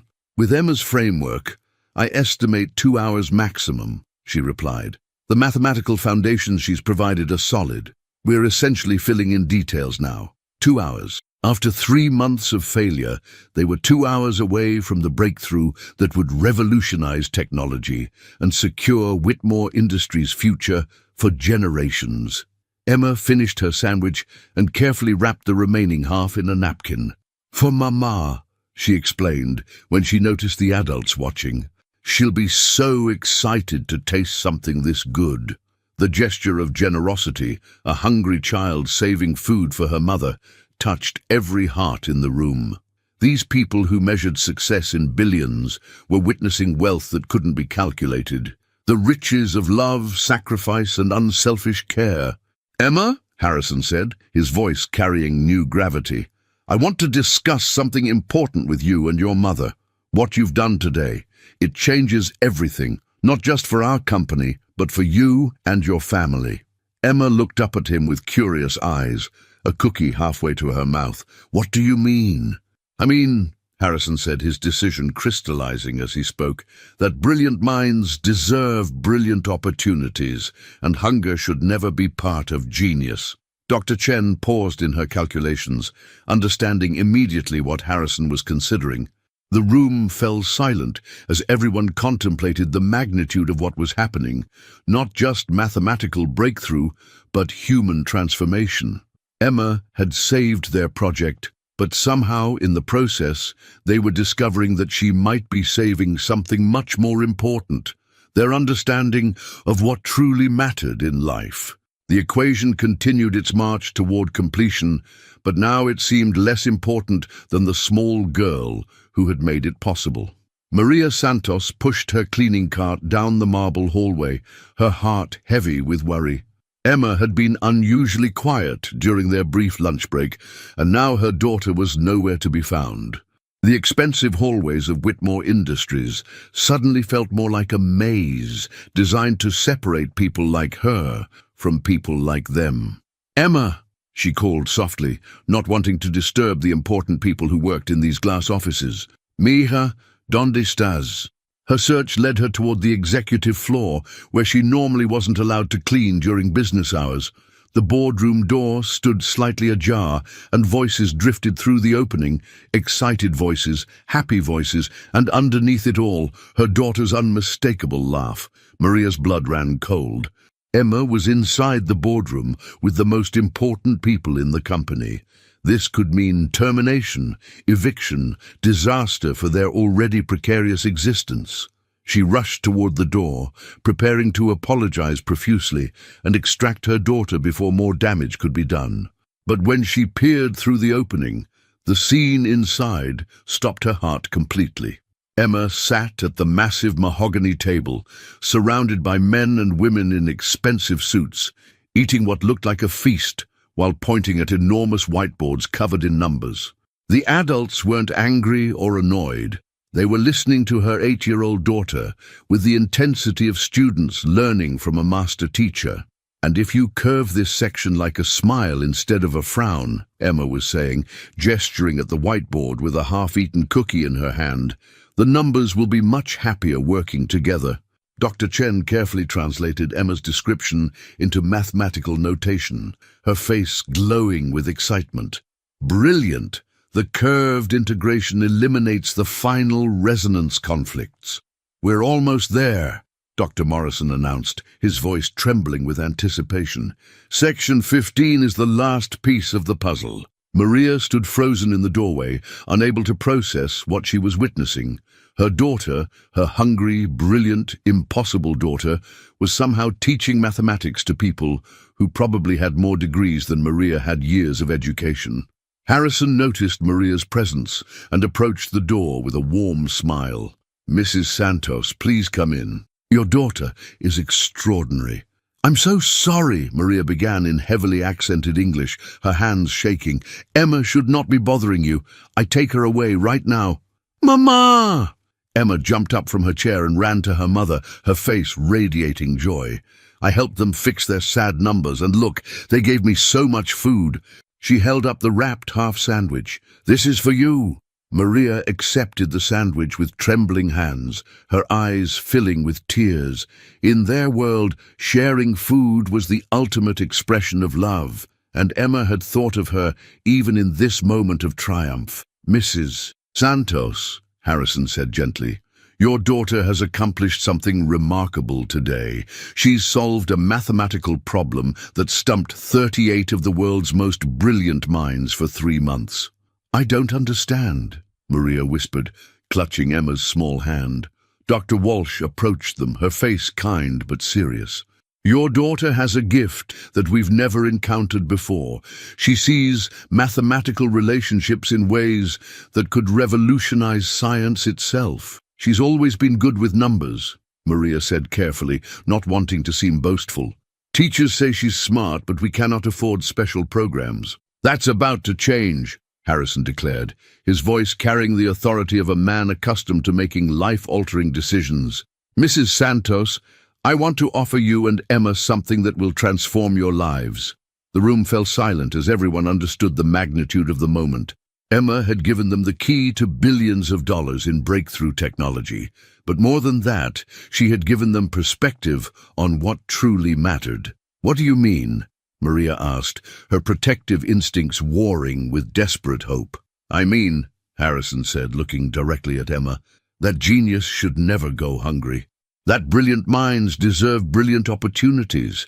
That Emma's gift belongs in the best schools, with the best teachers, with unlimited resources to grow and flourish." Emma looked up at her mother, her young face serious.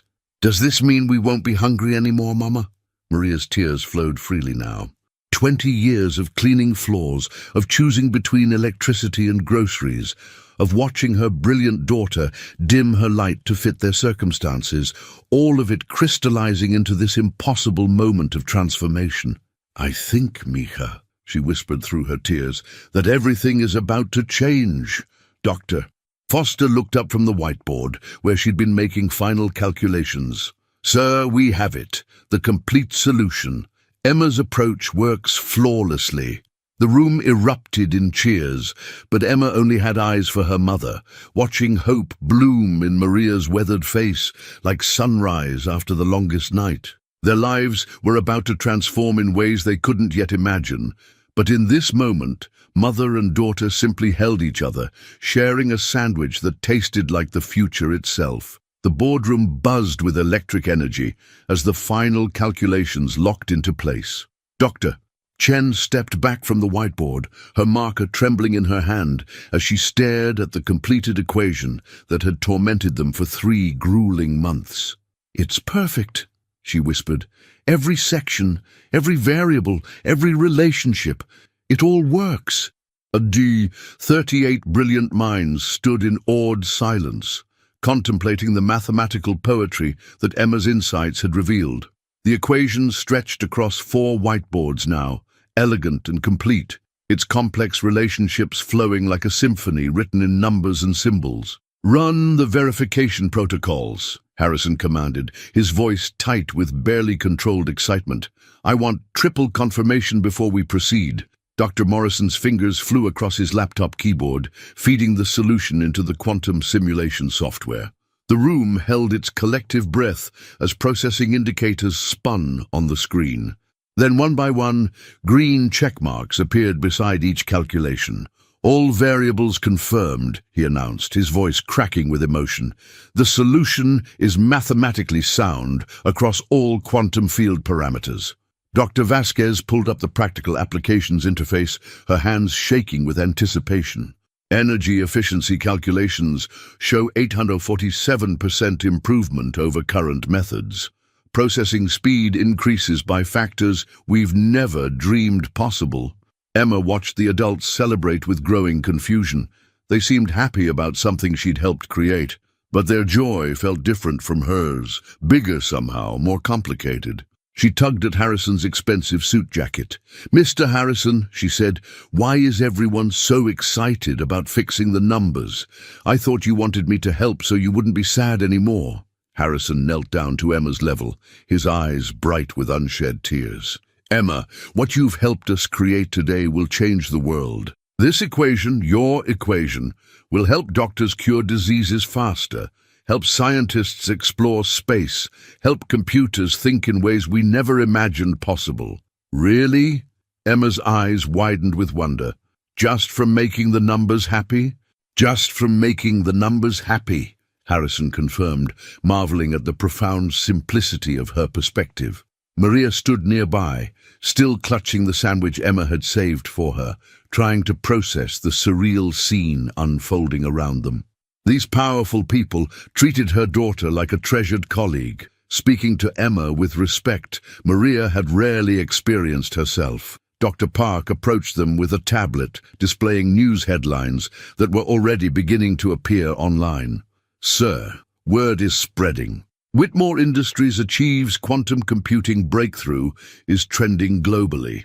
Johnson Industries stock is plummeting," Dr. Foster added, checking her phone. "Our breakthrough just made their 3-year research program obsolete." Harrison felt the weight of generational pressure lifting from his shoulders. The family legacy was secure, the company's future guaranteed, and the technological revolution they dreamed of was now within reach. But as he looked at Emma's innocent face, he realized that saving his empire felt less important than what came next. "Mrs. Santos," he said, turning to Maria with decision crystallizing in his voice, "I want to discuss Emma's future. Her gift is unprecedented, and with proper nurturing, she could become one of the greatest mathematical minds in history." "What are you saying?" Maria asked carefully, her protective instincts on high alert. I'm saying that Emma deserves the best education money can provide. Private tutors, access to university resources, mentorship from the world's leading mathematicians. I want to establish a full scholarship fund for her education, from elementary school through graduate studies. Emma looked between the adults, sensing the weight of their conversation without fully understanding its implications. Does this mean I get to learn more about making numbers happy? So much more, Dr. Chen interjected, her voice warm with possibility. You could learn about the mathematics that governs stars and planets, the equations that describe how life itself works, the numbers that could help us understand the entire universe. And we won't be hungry anymore? Emma asked with the practical wisdom of a child who'd known scarcity. Harrison's heart broke at the question's simple directness. Never again, he promised. I want to offer your mother a position here at Whitmore Industries. Full benefits, excellent salary and flexible hours so she can support your education. Maria's legs nearly gave out. A stable job with benefits, her daughter's education secured, an end to the constant fear of eviction and hunger. It seemed too good to be true. But, Harrison continued, his voice growing serious, I want something in return. The room fell silent. Maria's brief hope dimmed as she waited for the catch, the condition that would make their salvation conditional. I want Emma to remain Emma, Harrison said quietly. I want her curiosity protected, her joy preserved, her unique way of seeing the world nurtured instead of standardized. The moment we turn her gift into just another academic achievement, we lose something precious. Emma smiled up at him with the radiant confidence of childhood. Don't worry, Mr. Harrison. The numbers will always be my friends, no matter how much I learn about them. Her simple statement carried profound wisdom that touched every heart in the room. Success, achievement, knowledge, none of it mattered if wonder died in the process. The equation stood complete on the whiteboards behind them, representing billions in potential revenue and decades of scientific advancement. But the real treasure sat at the conference table, finishing cookies and planning to share food with her mother, her genius intact and her heart unbroken. 1 week later, the transformation was complete, but somehow just beginning. Emma sat in Harrison's private office, now officially designated as her learning space, surrounded by mathematics books appropriate for her age, alongside university-level texts that challenged her growing mind. The contrast perfectly captured the delicate balance they were striving to maintain, nurturing her gift while preserving her childhood. Tell me about the new equation, Emma, Harrison said, settling into the chair beside her rather than behind his imposing desk. The power dynamics had shifted fundamentally. He now saw himself as her protector and facilitator rather than authority figure. Emma looked up from her notebook, where she'd been working on problems that would challenge graduate students. It's about making energy dance instead of just moving in straight lines, she explained with characteristic simplicity. Like the difference between marching and dancing, same muscles, but dancing is prettier and more efficient. Harrison marveled at her ability to distill complex concepts into metaphors that illuminated rather than obscured truth. The quantum computing breakthrough had made headlines worldwide, but Emma seemed more interested in the beauty of mathematical relationships than the fame and fortune they'd generated. Maria appeared in the doorway, wearing the professional attire that came with her new position as Director of Facilities Operations, a role that utilized her 20 years of building management experience while providing the stability and respect she'd never experienced before. How was your first session with Dr. Peterson? Maria asked, referring to the child psychologist Harrison had hired to ensure Emma's emotional well-being during her rapid educational advancement. She's nice, Emma replied. She wanted to know if I felt different now that everyone calls me smart. I told her I always knew I was smart. I just didn't know other people cared. The statement struck both adults with its matter-of-fact wisdom. Emma's sense of self remained anchored in her own understanding, rather than external validation, a psychological strength that would serve her well in the years ahead. Dr. Chen knocked on the open door, her face glowing with excitement. "Emma, I have wonderful news. My team wants to invite you to their summer mathematics camp for gifted children. You'd be the youngest participant ever, but they're creating a special program just for you." "Will there be other kids who like to make numbers happy?" Emma asked with typical directness. "Many of them," Dr. Chen assured her. "And professors who've spent their whole lives studying the kind of mathematical poetry you see naturally." Emma considered this seriously. "Can Mama come with me?" "Of course," Harrison interjected quickly. "Your mother will accompany you everywhere until you're old enough to choose otherwise. Part of preserving who you are means preserving the relationships that matter most to you." Through the office windows, the city sprawled below them, full of people pursuing their own versions of success and meaning. Emma had inadvertently achieved both, but her focus remained on simpler things, making her mother smile, finding new ways to understand mathematical beauty, and ensuring that no one in her expanding world went hungry. "Mr. Harrison," Emma said suddenly, "can I ask you something important?" "Anything, Emma."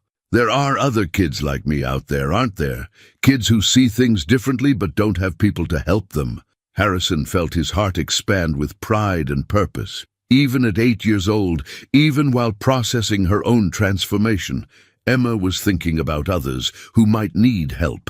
"Yes," he said quietly. "There are many children with gifts that go unrecognized, especially children from families without resources. Then we should help them too," Emma declared, with the moral clarity that only children possess. "If making numbers happy can change our lives this much, imagine what could happen if we helped lots of kids make their special things happy."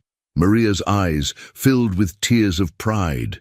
Despite all the changes, all the opportunities and recognition, Emma remained the generous-hearted child who had saved half a sandwich for her mother. Harrison felt something click into place. A purpose larger than corporate success or technological achievement. "Emma, would you like to help me start a foundation? Something that finds children with special gifts and makes sure they get the support they need. Can we call it the Happy Numbers Foundation?"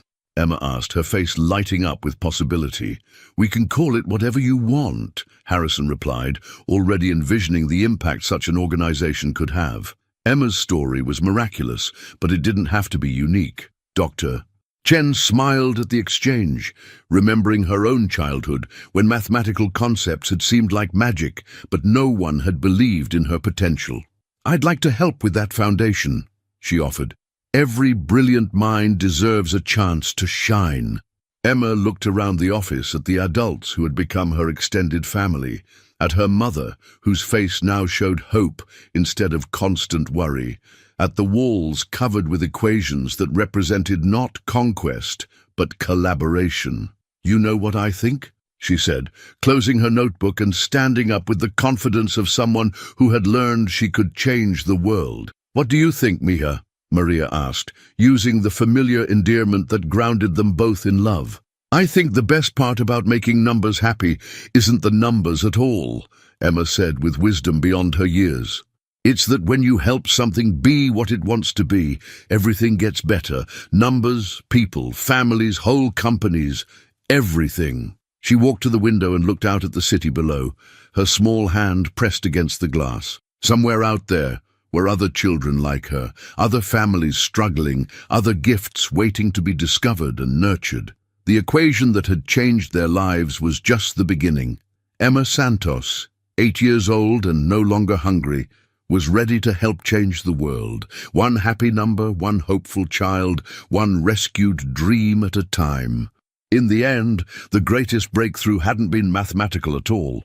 It had been the recognition that genius comes in many forms, that hunger diminishes brilliance, and that sometimes the most sophisticated problems require the simplest solutions. Kindness, opportunity, and the courage to listen to voices that speak different languages of wisdom. Emma's story was complete, but her journey was just beginning.